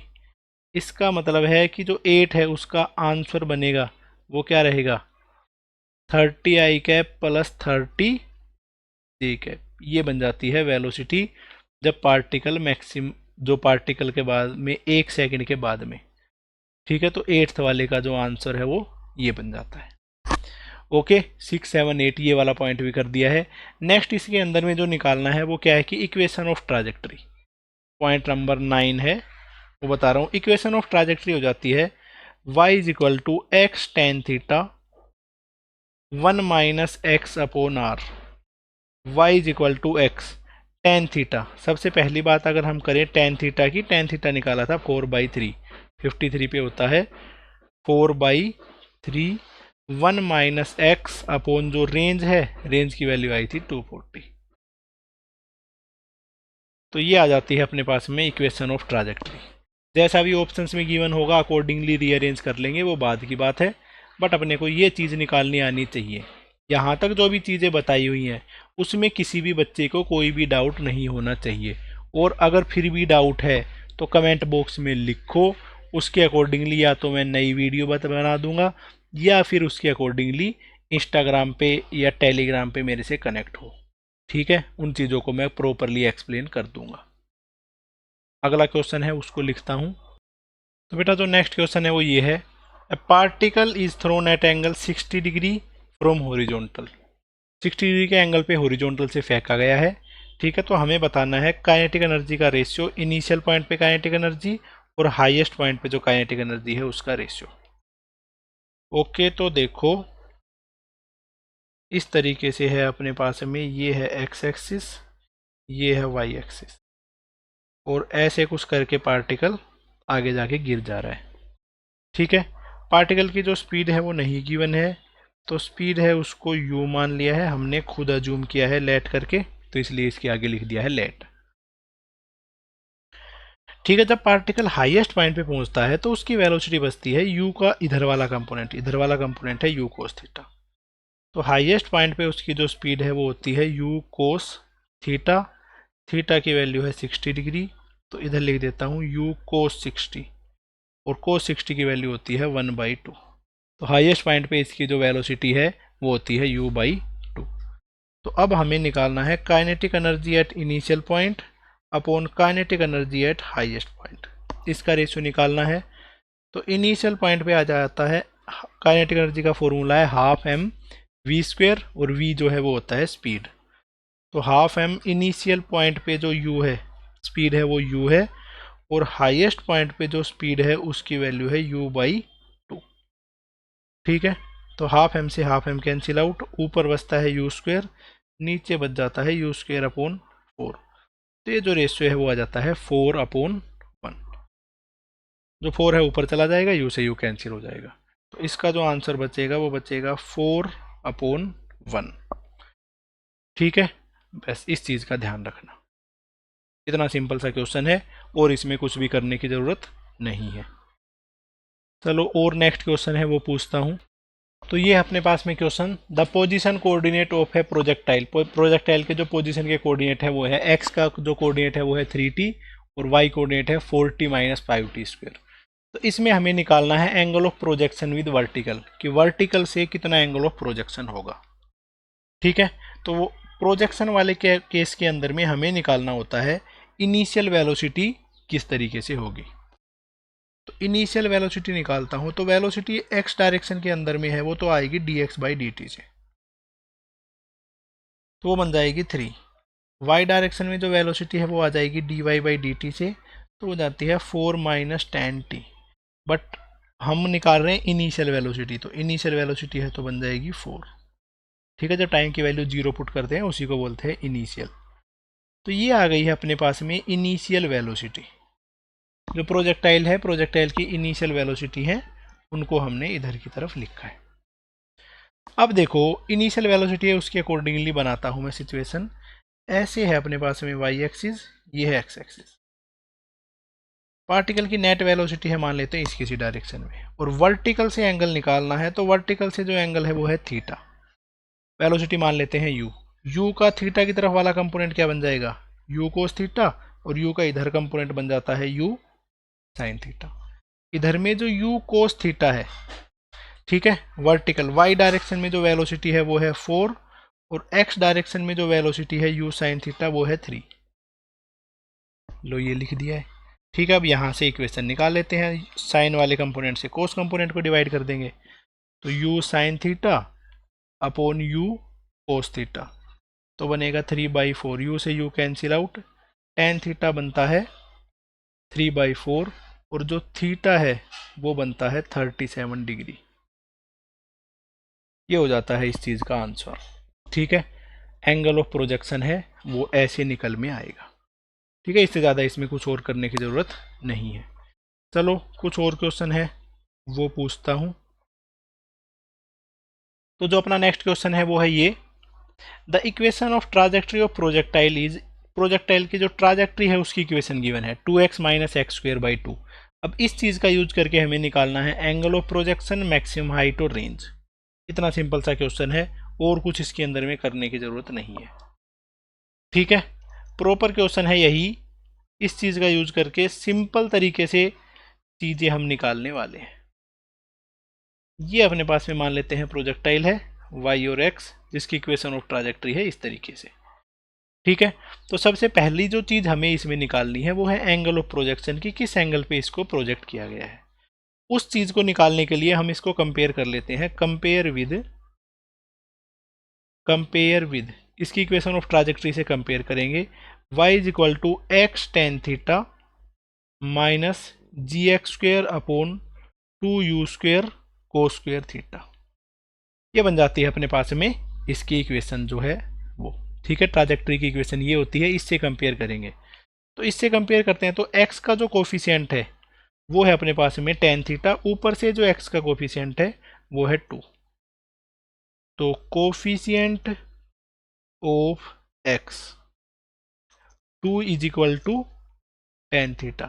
तो यहाँ पे जो थीटा है उसकी वैल्यू आ जाती है टेन इनवर्स ऑफ 2। ये आ जाता है अपना angle of projection. Angle of projection निकालना सबसे आसान है, इसी तरीके से ही निकालना है। जो x का कोफिशिएंट है सिर्फ वही देखना है, x का कोफिशिएंट है वो टेन थीटा आता है, x tan theta. Clear, done. First answer अपने पास में आ गया है एंगल ऑफ प्रोजेक्शन। सेकंड निकालना है मैक्सिमम हाइट। ठीक है, तो maximum height for maximum height, ये प्रोजेक्टाइल है, इसकी मैक्सिमम हाइट क्या है। तो बेटा देखो मैक्सिमम हाइट है वो ये होती है इस पॉइंट पे, ये वाला जो पॉइंट है ये वाला पॉइंट होता है मैक्सिमम हाइट का पॉइंट। तो मैक्सिमम हाइट वाले पॉइंट के लिए अपने पास में क्या सिचुएशन है, ओके, ये अपने को समझने की ज़रूरत है।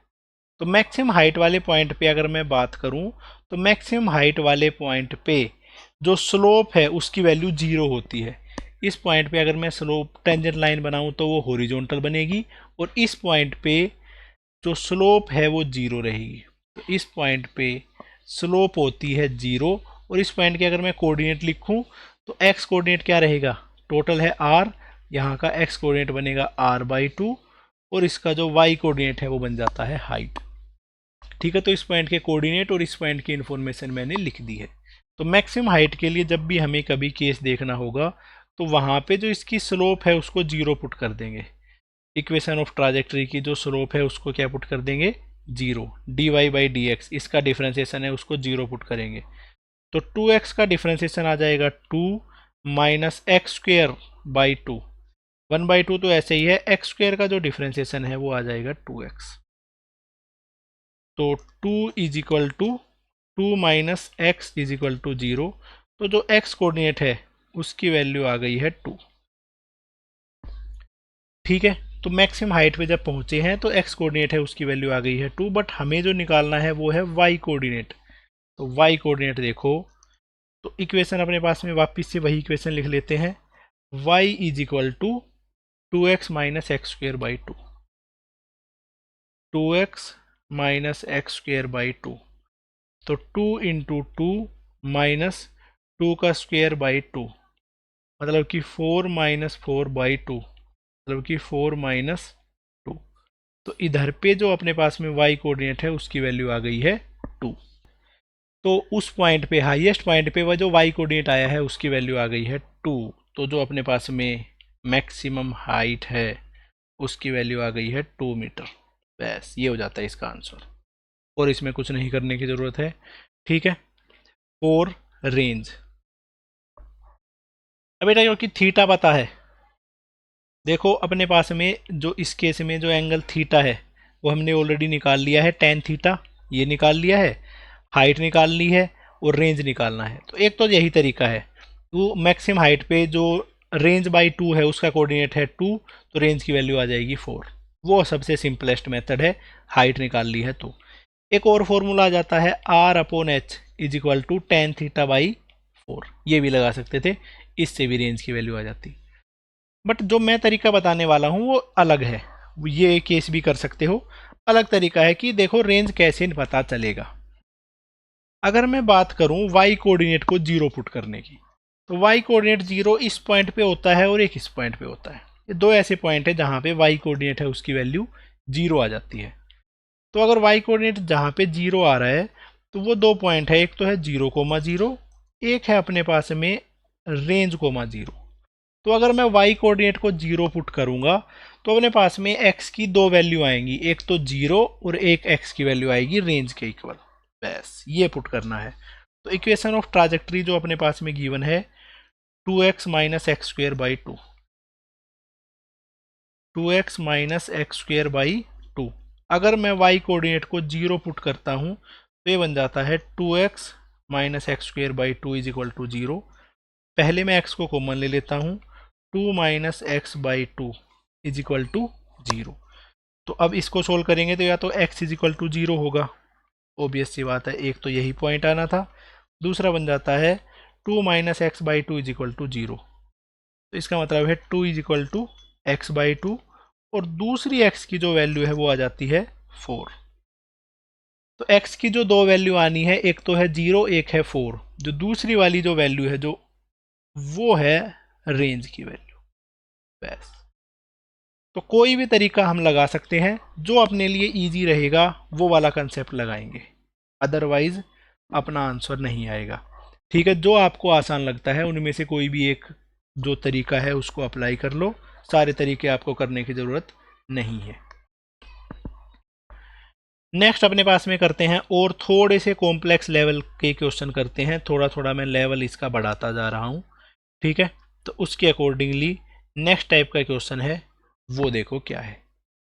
तो बेटा नेक्स्ट अपना जो क्वेश्चन है वो है ये, if h1 and h2 be the greatest height of projectile in two path of a given value of a range. एक ही रेंज की वैल्यू के लिए दो दो हाइट अपने पास में निकल के आ रही है, वो है h1 और h2। ठीक है, तो उस केस में जो हॉरिजॉन्टल रेंज है उसकी वैल्यू क्या होगी। तो बेटा ऑब्वियस सी बात है, अगर कोई एक वैल्यू ऑफ रेंज के लिए दो हाइट आ रही है, ठीक है, तो अपने पास में प्रोजेक्टाइल है उसमें सेम रेंज कब होती है, दो कॉम्प्लीमेंट्री एंगल्स पे। तो एक हाइट है वो निकल के आ रही है अपने पास में एंगल थीटा के कोरस्पॉन्डिंग, दूसरी हाइट है वो निकल के आ रही है एंगल 90 माइनस थीटा के कोरस्पॉन्डिंग। तो पहले जो एंगल थीटा है उसके कोरस्पॉन्डिंग लिख लेता हूँ, दूसरा लिख लेता हूँ एंगल 90 माइनस थीटा के कोरस्पॉन्डिंग। एंगल थीटा के कोरस्पॉन्डिंग अगर मैं हाइट लिखूँ तो उस हाइट की वैल्यू आएगी h1। ठीक है, तो एंगल थीटा के कोरस्पॉन्डिंग जो हाइट है वो h1 लिख देता हूँ। h1 की वैल्यू आ जाती है u square sine square theta upon 2g, ये हो जाती है हाइट ऑफ प्रोजेक्टाइल। दूसरी जो हाइट है वो आ जाती है u square sine square theta हो जाता है sine square 90 minus theta upon 2g। तो जो कॉम्प्लीमेंट्री एंगल है दूसरे वाला, उस पे जो हाइट है उसकी वैल्यू देखो क्या बन जाती है, साइन 90 माइनस थीटा हो जाता है कोस थीटा। तो you square cos square theta divided by 2g। ये है इक्वेशन नंबर 1 और ये है इक्वेशन नंबर 2। ठीक है, तो दो हाइट है अपने पास में, उन दोनों हाइट की वैल्यू मैंने निकाल ली है। एक तो आई है u square sine square theta by 2g, एक आई है u square cos square theta by 2g। Okay, next मैं निकाल रहा हूँ रेंज। दोनों केस में जो रेंज है उसकी वैल्यू सेम आती है 2u square sine theta cos theta divided by g. ये आ गई है इक्वेशन नंबर 3। अब अपने को सोचना है कि किस तरीके से इसका सॉल्यूशन हो सकता है या कैसी इसमें अप्रोच लगाई जा सकती है। मेन चीज़ है बेटा सोचने की, क्योंकि सेम क्वेश्चन है एग्जाम में आ भी सकता है नहीं भी आ सकता है, बट सिमिलर क्वेश्चन जरूर आएंगे, इस चीज़ का ध्यान रखना। तो h1 है और जो h2 है, h में क्या आ रहा है u square sine square theta, इसमें आ रहा है u square cos square theta. ठीक है, और रेंज में आ रहा है u square sine theta cos theta. तो इस केस में मेरा जो दिमाग है वो चला, और दिमाग ने देखो इसमें क्या बताया कि अगर मैं रेंज का स्क्वायर कर लूं तो u की पावर 4 हो जाएगी, sine square theta cos square theta हो जाएगा। और h1 h2 को मल्टीप्लाई कर लूं तब भी u की पावर 4 हो जाएगी, साइन स्क्वायर थीटा और कोस स्क्वायर थीटा हो जाएगा, और दोनों को डिवाइड करके अपना आंसर निकल जाएगा। क्लियर सी बात है, तो यही कर लेता हूं मैं। ठीक है, तो बेटा मैंने किया कि रेंज का स्क्वायर कर लेता हूं और h1 h2 जो दो हाइट है उनकी मल्टीप्लाई करके उससे डिवाइड कर देता हूं। मोस्ट प्रोबेबल इससे आंसर आ जाना चाहिए। रेंज का स्क्वायर करेंगे तो इस टर्म का स्क्वायर होगा, तो इस टर्म का स्क्वायर हो जाएगा 4, 2 का स्क्वायर हो गया 4, u की power 4 sign square theta cos square theta upon नीचे हो गया है जी का स्क्वेयर, उसको मैंने लिख दिया जी इंटू जी। ओके, H1 और H2 की मल्टीप्लाई करता हूँ। H1 की मल्टीप्लाई आ जाएगी u square sine square theta upon 2 into g u square cos square theta upon 2 into g. क्योंकि अपने पास में मोस्ट ऑफ जो इम्पोर्टेंट काम था H1 H2 और R के इक्वेशन को रीअरेंज करने में, वो काम क्या था, वो जो काम था वो अपने पास में था कि किसी तरीके से u और जो थीटा वाली टर्म है उनको एलिमिनेट करना। ठीक है, तो अपने पास में इस तरीके से हम इसको सोल्व करने की ट्राई कर रहे हैं। तो देखो बेटा, u का पावर 4 है तो स्क्वायर से स्क्वायर ये दोनों कट जाएंगे, साइन स्क्वायर थीटा से ये साइन स्क्वायर कट जाएगा, कोस स्क्वायर थीटा से कोस स्क्वायर थीटा कट जाएगा, g से ये g कैंसिल हो जाएगा। ठीक है, तो बाकी जो टर्म बची हैं उनको मैं लिख देता हूँ। ऊपर बचा है सिर्फ 4। ठीक है, नीचे अपने पास में बच गया है 1/4। ठीक है, जी से जी तो कैंसिल ही हो गया है, नीचे बचा है सिर्फ 1/4, बाकी सारी टर्म तो कैंसिल ही हो गई हैं। ठीक है, कट भी कर देता हूँ, वैसे लिखने में आसानी रहे इसलिए कट नहीं कर रहा था वैसे तो मैं, पर करो किसी तरीके से मैनेज, लिख लेना, इसमें दिख रहा है। अच्छा हाँ, तो ऊपर बचा है 4, नीचे बच गया है 1/4। बस 1/4 है, उसका रेसिप्रोकल लिख देंगे तो 4 इंटू 4 ये बन जाएगा 16। तो यहाँ से जो रेंज है उसका स्क्वायर बन जाता है 16 इंटू H1 H2। इसका मतलब है जो रेंज है वो बन जाता है इसका अंडर रूट 16 का अंडर रूट बन जाएगा 4 H1 H2। ये हो जाता है इसका प्रॉपर तरीके से आंसर। ठीक है, बिल्कुल ही सिंपल तरीके से आपको समझा दिया है, करेक्ट आंसर है उसको मार्क भी कर दिया है। ये आ जाएगा इसमें करेक्ट आंसर। अब देखो, इसके अलावा एक और अप्रोच भी हो सकती है, बहुत ज़्यादा यूनिक अप्रोच है, आज तक नहीं सीखी होगी। ठीक है, अदर अप्रोच, एक नई अप्रोच बताता हूं। जैसे कि हमें पता है रेंज अपॉन हाइट जो है उसका फॉर्मूला आता है 4/tan थीटा। अगर एंगल थीटा पे फेंका जाता है तो इसको लिख सकते हैं range upon height is equal to 4/, angle जो थीटा था तो इसका आंसर आ जाता है 4/tan थीटा। नेक्स्ट जो है वो है कि रेंज अपॉन एंगल की बात करें तो एंगल 90 माइनस थीटा पे, तो रेंज तो आ रही है 90 माइनस थीटा पे, बस हाइट चेंज होके h2 हो गई है, तो 4/tan 90 माइनस थीटा। तो जो tan 90 माइनस थीटा है उसको लिखा जा सकता है r/h2। 4/tan 90 माइनस थीटा होता है कोट थीटा। ये लो, एक इक्वेशन और दोनों इक्वेशन, ये दो इक्वेशन अपने पास में आ गई हैं। अब इन दोनों इक्वेशंस में से सिर्फ tan थीटा और कोट थीटा है, जो थीटा वाली टर्म है उनको एलिमिनेट करना है, बाकी तो आंसर आ ही जाएगा। tan थीटा और कोट थीटा को एलिमिनेट करना तो सबसे आसान है, tan और कोट की आपस में मल्टीप्लाई कर देंगे तो उसका आंसर 1 आ जाता है, क्योंकि 1/tan थीटा ही कोट थीटा होता है बस। तो इक्वेशन नंबर 1 को इक्वेशन नंबर 2 से मल्टीप्लाई मैं कर दे रहा हूँ, तो आ जाता है r/h1 into r/h2। Right side में बचता है 4/tan थीटा इंटू 4/कोट थीटा। तो tan से कोट कैंसिल आउट, तो ये बन गया है 1। तो r² इज इक्वल टू 16। इसका मतलब है r की वैल्यू आ जाती है, r² की वैल्यू आ जाती है 16h1h2, क्रॉस मल्टीप्लाई करते ही r की वैल्यू आ जाएगी 4√h1h2। ऐसी ऐसी चीज़ें सिखा दूंगा आज तक आपने कभी सोचा नहीं होगा। ठीक है, बस कंटिन्यू आपको बने रहना है, जितनी भी चीज़ें हैं उनको पढ़ते रहना है। ऐसा नहीं सोचना कि इजी पेपर आएगा, इजी पेपर के अकॉर्डिंगली हम पढ़ाई नहीं कर रहे हैं। बस ये चीज़ ध्यान रखना कि आप सोच रहे हो कि रेंज के 2 फॉर्मूले लिखवाऊंगा उसके आंसर करवा दूंगा, नहीं, बिल्कुल भी नहीं। जिसको नहीं पढ़ना है तो इस वीडियो को इधर से ही स्किप कर दो। ठीक है। बट अगर अच्छे नंबर लेके आने हैं, अगर सिलेक्शन चाहिए, तो ये सारी चीज़ें करनी ही पड़ेंगी। सिंपल सा लॉजिक है। ठीक है, नेक्स्ट अपने पास में नेक्स्ट क्वेश्चन करते हैं। सिमिलर ही टाइप का ये दूसरा क्वेश्चन है। अगर T1 और T2 दो टाइम ऑफ फ्लाइट है दो कॉम्प्लीमेंट्री एंगल्स पे, तो उस केस में जो रेंज है वो हमें कैलकुलेट करनी है। ठीक है, पहले केस में दो कॉम्प्लीमेंट्री एंगल्स पे हाइट थी, तो उस तरीके से सोल्व किया था। यहाँ पे दो कॉम्प्लीमेंट्री एंगल्स पे टाइम ऑफ फ्लाइट है, तो इसको सोल्व करना है। बिल्कुल ही आसान है, कुछ भी इसके अंदर में मुश्किल तो बिल्कुल ही नहीं है ये क्वेश्चन। बस ध्यान रखना इस चीज को। एक एंगल मान लेते हैं थीटा, एक एंगल मान लेते हैं 90 डिग्री माइनस थीटा। दो अपने पास में कॉम्प्लीमेंट्री एंगल है। पहले वाले एंगल के ऊपर जो टाइम ऑफ फ्लाइट है वो जाता है 2u साइन थीटा बाई जी, दूसरे वाले पे हो जाएगा 2u sine 90 minus theta by g. तो साइन 90 माइनस थीटा तो होता है कोस थीटा, तो आ जाता है 2u cos theta by. Time है ये अपने पास में आ गया है 1 और 2।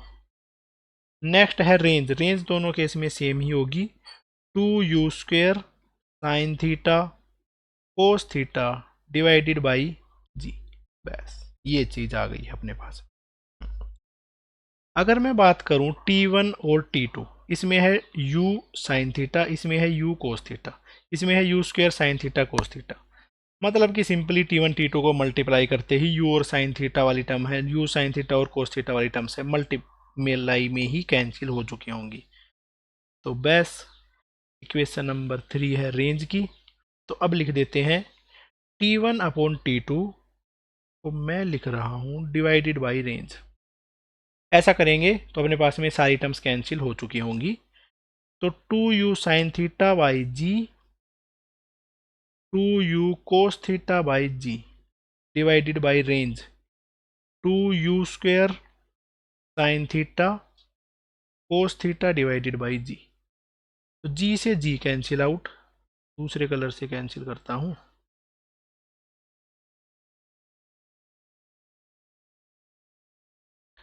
जी से एक जी कैंसिल आउट, 2 से एक 2 कैंसिल आउट, u और u मिला के u² कैंसिल आउट, साइन से साइन कोस से कोस। ये अपने पास में इसको सोल्व करके आ गया है। ऊपर में जो बचा है वो है 2 और g, नीचे की तो सारी टर्म ही कैंसिल हो गई हैं। तो ये बच गया है 2 अपॉन जी। बस क्रॉस मल्टीप्लाई करके रेंज निकाल लेते हैं। रेंज की वैल्यू आ जाती है g अपॉन 2 T1 T2।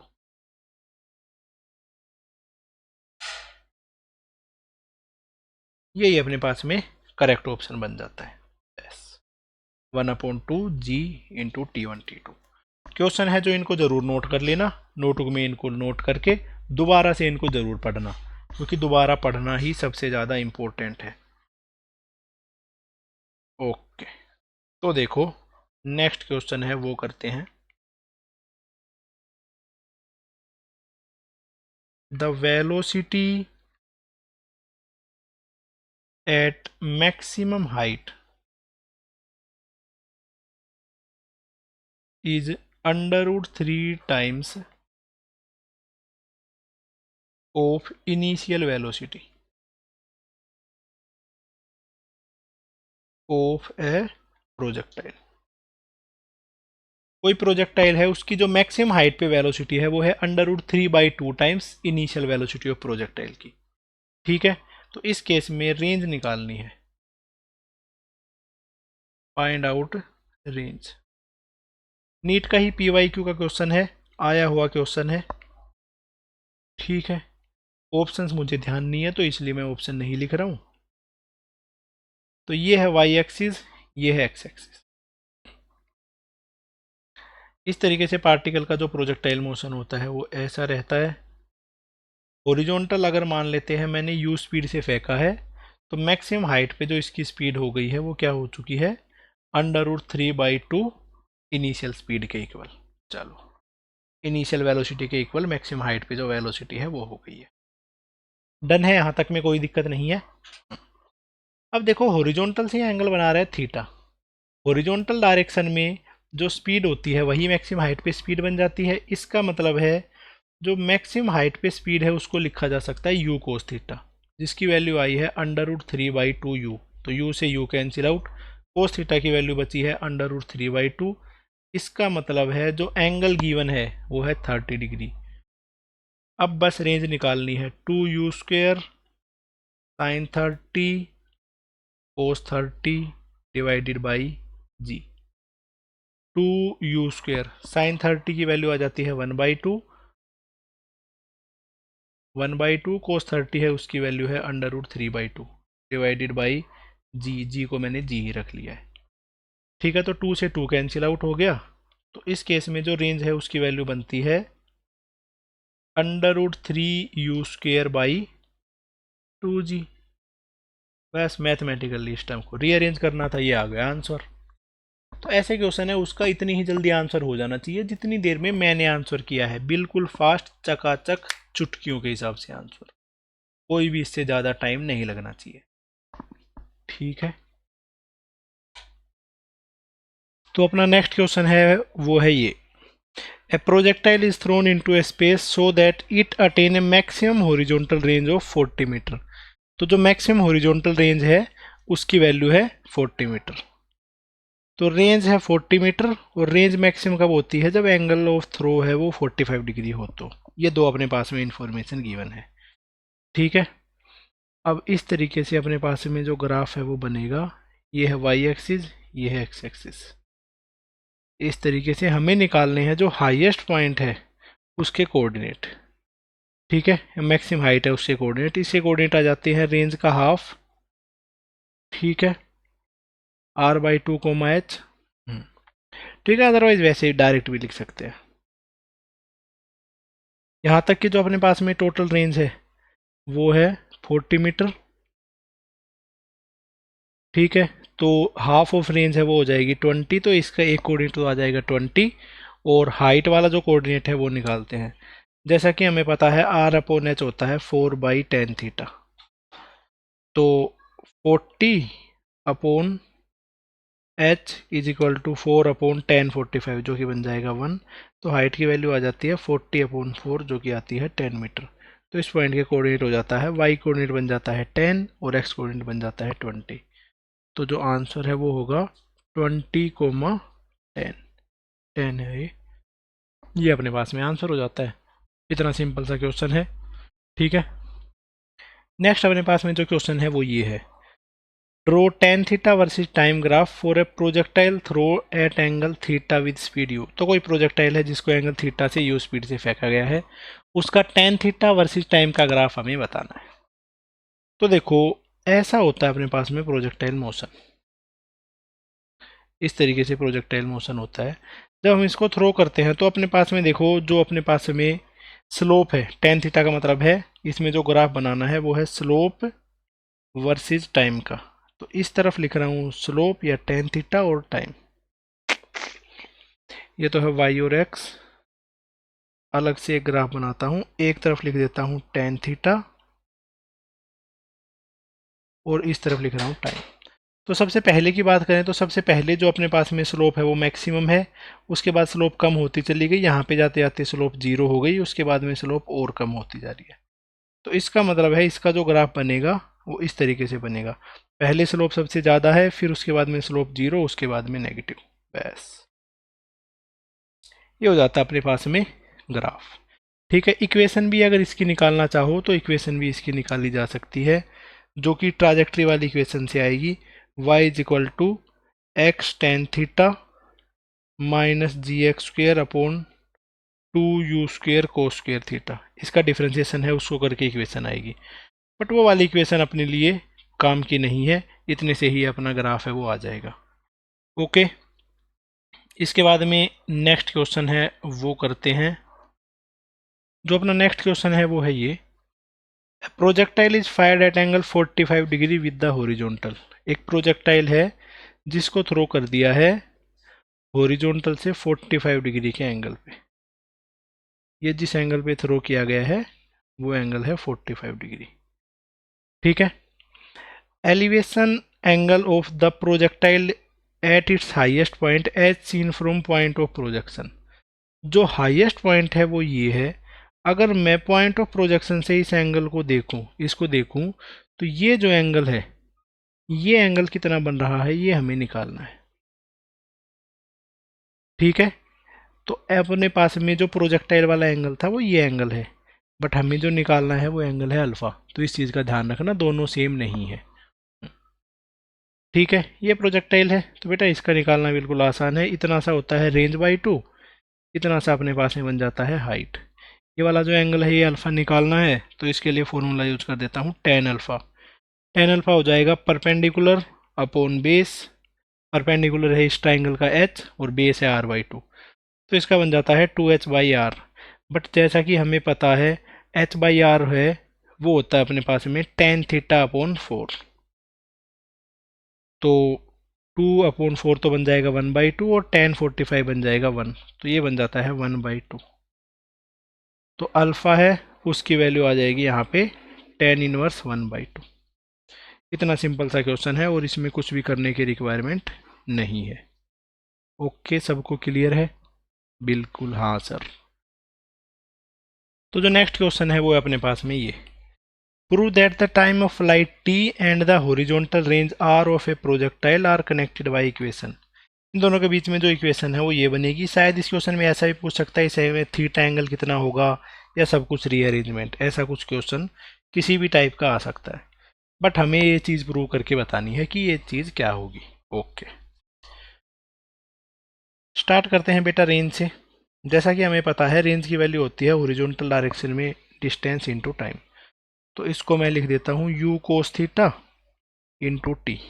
तो रेंज की वैल्यू आ जाती है अपने पास में ये u कोस थीटा इंटू टी। ओके, अब हम अपने पास में ये है u, ठीक है, इसको भी t की टर्म्स में अरेंज करना है, तो मैं इसको साइन थीटा से मल्टीप्लाई और साइन थीटा से डिवाइड कर देता हूँ।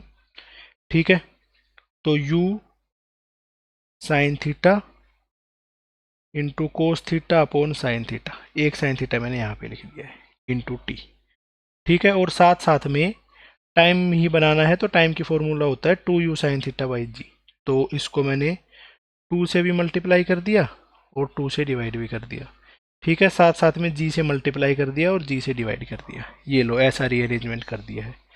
2u साइन थीटा बाई जी है, ये अपने पास में t बन गया। तो range is equal to t cos theta upon sine theta बन जाता है 1/tan थीटा। तो 1/tan थीटा, जो एक टी है वो यहाँ पे आ गया है, g/2 ये बन गया है। ठीक है, बस इन टर्म्स को क्रॉस मल्टीप्लाई कर लेते हैं। 2r tan theta is equal to GT²। बस ये प्रूफ हो गया। ऐसा कोई सिंपल सा सिनेरियो है, इजीली प्रूव कर सकते हो, रीअरेंजमेंट करके ही करना है। ठीक है, ज़्यादा कुछ मुश्किल क्वेश्चन नहीं है। एक अच्छा सा क्वेश्चन है वो मैं पूछता हूँ। नेक्स्ट क्वेश्चन है ये बेटा। ठीक है, ऐसा कोई भी क्वेश्चन आता है उसको पहले आप खुद से लिख के खुद से ट्राई करोगे तो अपने लिए ज़्यादा सही रहेगा। सबसे अच्छी अप्रोच तो यही रहती है। ओके, देखो तो अपने पास में जो क्वेश्चन है वो करते हैं। A ball is projected at an angle theta, मतलब कि 45 डिग्री पे एक बॉल को प्रोजेक्ट कर दिया है। There is a pole of height h at distance d1 from the projection. जहाँ से प्रोजेक्ट किया है उधर से d1 डिस्टेंस पे एक पोल है जिसकी हाइट h है। The ball just touch the pole, ball ने पोल को टच किया है, and fall at distance d2, और उससे आगे d2 डिस्टेंस गिर जाती है बियॉन्ड द पोल। पोल से भी आगे जाके d2 डिस्टेंस पे वो बॉल गिर जाती है। तो हमें कैलकुलेट करना है जो पोल है उसकी हाइट कितनी होगी। तो चलो देखो, इस तरीके से है अपने पास में ये सिनेरियो। ये है x एक्सिस, ये है y एक्सिस। इस तरीके से अपने पास में ये एक प्रोजेक्टाइल है, ये लो प्रोजेक्टाइल जिसको थ्रो किया था वो वाला एंगल था 45 डिग्री। इसी पे अपने पास में एक पोल था, इस पोल को जस्ट टच किया है, जो पोल है वो d1 डिस्टेंस पे है और उससे d2 डिस्टेंस आगे जो बॉल है वो गिर गई है, और पोल है उसकी हाइट है h। ठीक है, इस जो पोल है इसकी हाइट ही कैलकुलेट करनी है। ये अपने पास में अब क्वेश्चन बन गया है। क्वेश्चन को मैंने डायग्राम की टर्म्स में लिख दिया है। अब इस क्वेश्चन का आंसर निकालो, वीडियो को पॉज करो और जल्दी से इस क्वेश्चन का आंसर निकालो। तो इस क्वेश्चन को देखो कैसे हम सोल्व करेंगे। इस क्वेश्चन का जो प्रॉपर मेथड है वो सिर्फ अपने पास में जो इक्वेशन ऑफ ट्राजेक्ट्री उसी से आ जाएगा। ये अपने पास में प्रोजेक्टाइल है, प्रोजेक्टाइल में इस पॉइंट को टच करते हुए जा रहा है, तो इस पॉइंट के कोऑर्डिनेट लिख लेता हूँ। इसका जो एक्स कोऑर्डिनेट है वो होगा d1, इसका जो वाई कोऑर्डिनेट है वो होगा h, इस पॉइंट का। ये पॉइंट प्रोजेक्टाइल के पाथ में ही है। ओके, तो इक्वेशन लगा देता हूँ, y is equal to x tan theta 1 minus x by r. बस इधर पे वैल्यूज पुट करनी है। तो y की वैल्यू है इस पॉइंट के लिए h, y कोऑर्डिनेट है h, x कोऑर्डिनेट है d1, tan 45 है वो तो बन जाएगा 1 माइनस x कोऑर्डिनेट है d1 और r रेंज की वैल्यू है यहाँ से यहाँ तक, तो क्या आ जाएगा d1 प्लस d2। बस इसको सोल्व करते ही अपना आंसर आ जाएगा। तो h is equal to d1, इसका एलसीएम कर देते हैं d1 प्लस d2, तो d1 plus d2 minus d1, तो d1 से d1 कैंसिल आउट, तो इसकी वैल्यू आ जाती है d1 d2 upon d1 plus d2। ये करेक्ट आंसर आ जाता है हाइट के लिए। इतनी सी आ जाती है इस प्रोजेक्टाइल की हाइट, इससे ज़्यादा इसमें कुछ करने की ज़रूरत नहीं है। ओके, तो चलो नेक्स्ट क्वेश्चन है वो करते हैं। ये है अपने पास में question, a projectile is thrown at some angle, ठीक है, किसी एंगल पे उसको थ्रो किया गया है। It is at same height, ये सेम हाइट पे है जब टाइम की वैल्यू 2 है और टाइम की वैल्यू 6 है। ठीक है, तो इस केस में टाइम ऑफ फ्लाइट है वो कैलकुलेट करनी है। देखो क्वेश्चन बिल्कुल सिंपल है, ये है एक्स एक्सिस, ये है वाई एक्सिस।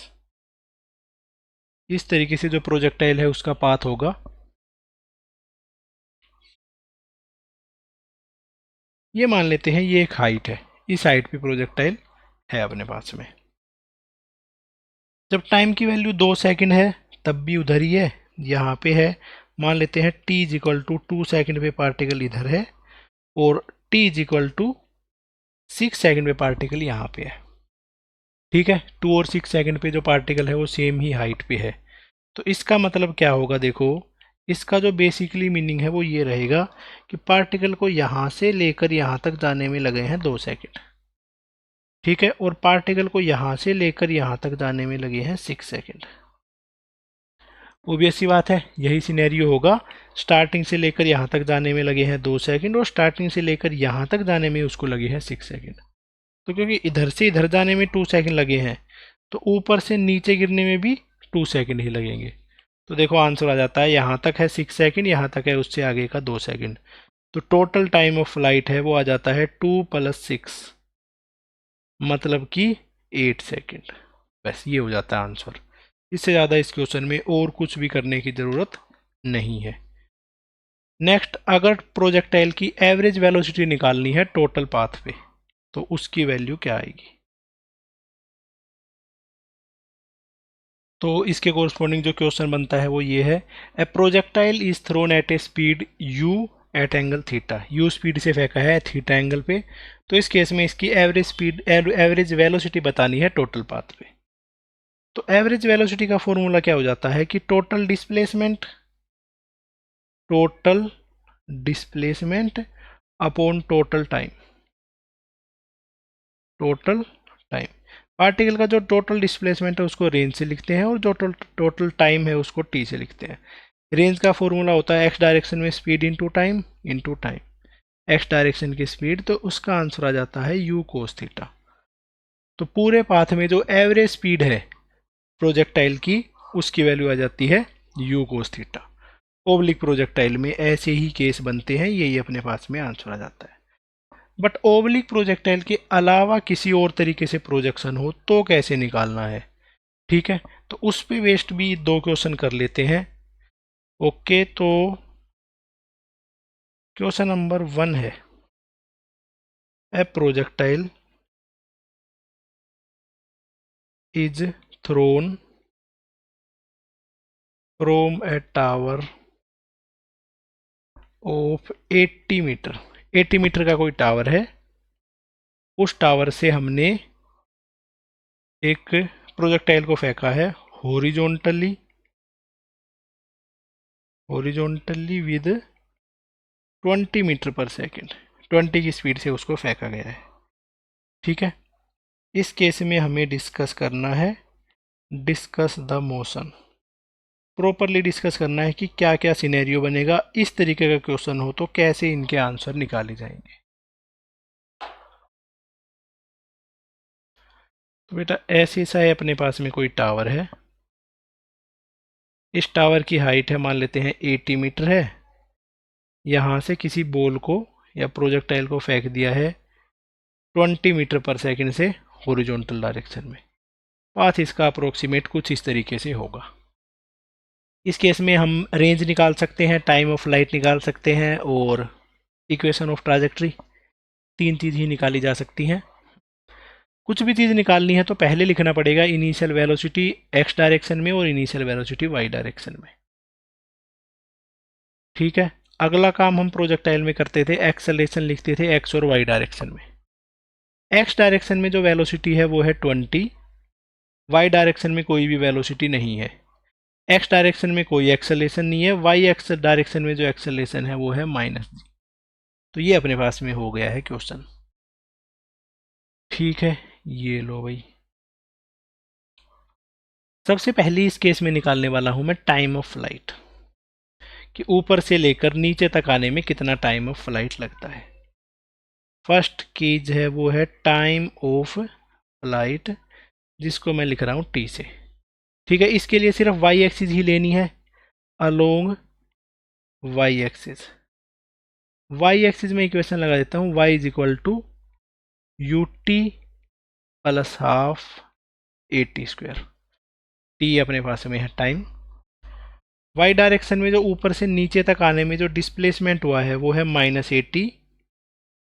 वाई डायरेक्शन में कोई भी वेलोसिटी नहीं थी, वाई डायरेक्शन में एक्सेलरेशन है -10, मतलब -g, जिसको -10 भी लिख देते हैं। तो -80 is equal to -5 t square. तो जो टाइम ऑफ फ्लाइट है उसका स्क्वायर आ जाता है 80/5, माइनस से माइनस कैंसिल हो चुका था जो कि है 16। ओके, तो इसका जो टाइम ऑफ फ्लाइट है वो आ जाता है 4 सेकेंड। तो जो कंप्लीट पाथ है उसको ट्रैवल करने में जो टाइम लगेगा उसका आंसर हो जाता है 4 सेकेंड। इस पाथ में टोटल हमें 4 सेकेंड लगेंगे एक प्रोजेक्टाइल को ऊपर से नीचे तक गिरने में। ओके, नेक्स्ट निकालते हैं रेंज। रेंज है आर, एक्स डायरेक्शन में speed into t. X direction में स्पीड थी 20 और टाइम है 4। सिंपल सा आंसर है 80 मीटर। ओके, फाइनल वेलोसिटी भी लिख देता हूँ, फाइनल वेलोसिटी। देखो बेटा, फाइनल वेलोसिटी के लिए क्या कंसेप्ट रहेगा, हॉरिजॉन्टल में वेलोसिटी 20 थी, यहाँ पे भी 20 होगी, यहाँ पे भी 20 होगी, यहाँ पे भी 20 होगी, फाइनल पॉइंट पे भी हॉरिजॉन्टल वेलोसिटी 20 ही रहेगी।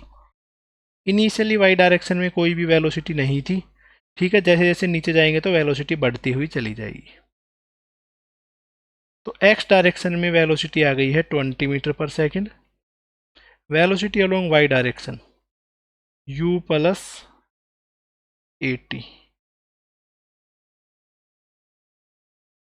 वाई डायरेक्शन में है वेलोसिटी 0, -10 था एक्सेलरेशन और 4 लगा है। तो वाई डायरेक्शन में जो फाइनल वेलोसिटी है वो हो चुकी है -40 मीटर पर सेकेंड। तो इस चीज़ का यूज करके हम निकाल लेते हैं वेलोसिटी का vector 20 i cap -40 j cap. Number 4, equation of trajectory. Equation of trajectory, equation of trajectory निकालना भी आसान है। एक बार एक्स डायरेक्शन की इक्वेशन लिखेंगे, एक बार वाई डायरेक्शन की। एक्स की आ जाएगी u t plus half 80 square, y की भी आ जाएगी u y t plus half a y into t square. X direction में स्पीड थी 20, टाइम 30। वाई डायरेक्शन में इनिशियल वेलोसिटी नहीं है बट -12 इंटू 10 टी स्क्वायर। तो वाई की वैल्यू हो जाती है -5 टी स्क्वायर। एक है इक्वेशन नंबर 2। इक्वेशन नंबर 1 से टाइम की वैल्यू इक्वेशन नंबर 2 में पुट कर देते हैं।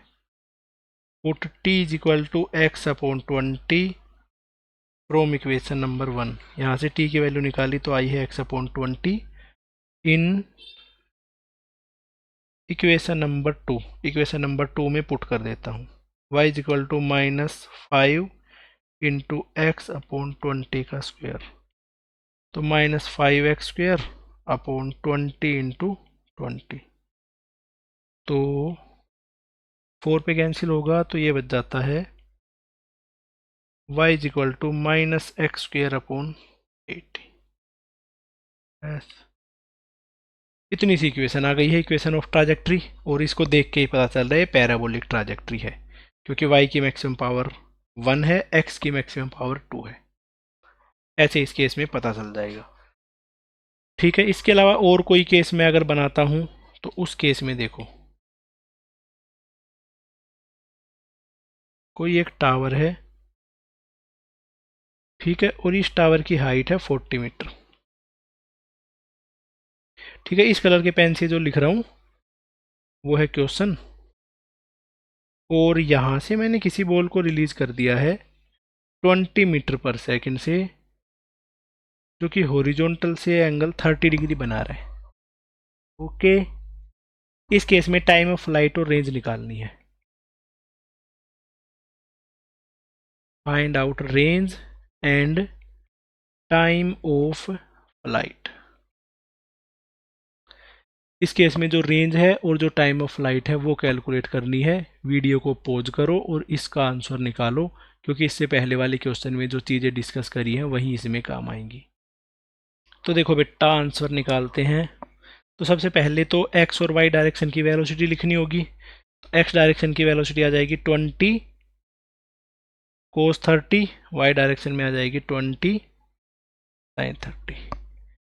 एक्स डायरेक्शन में जो वेलोसिटी है वो है 20 cos 30। cos 30 होता है √3/2, तो ये बन जाएगा 10√3।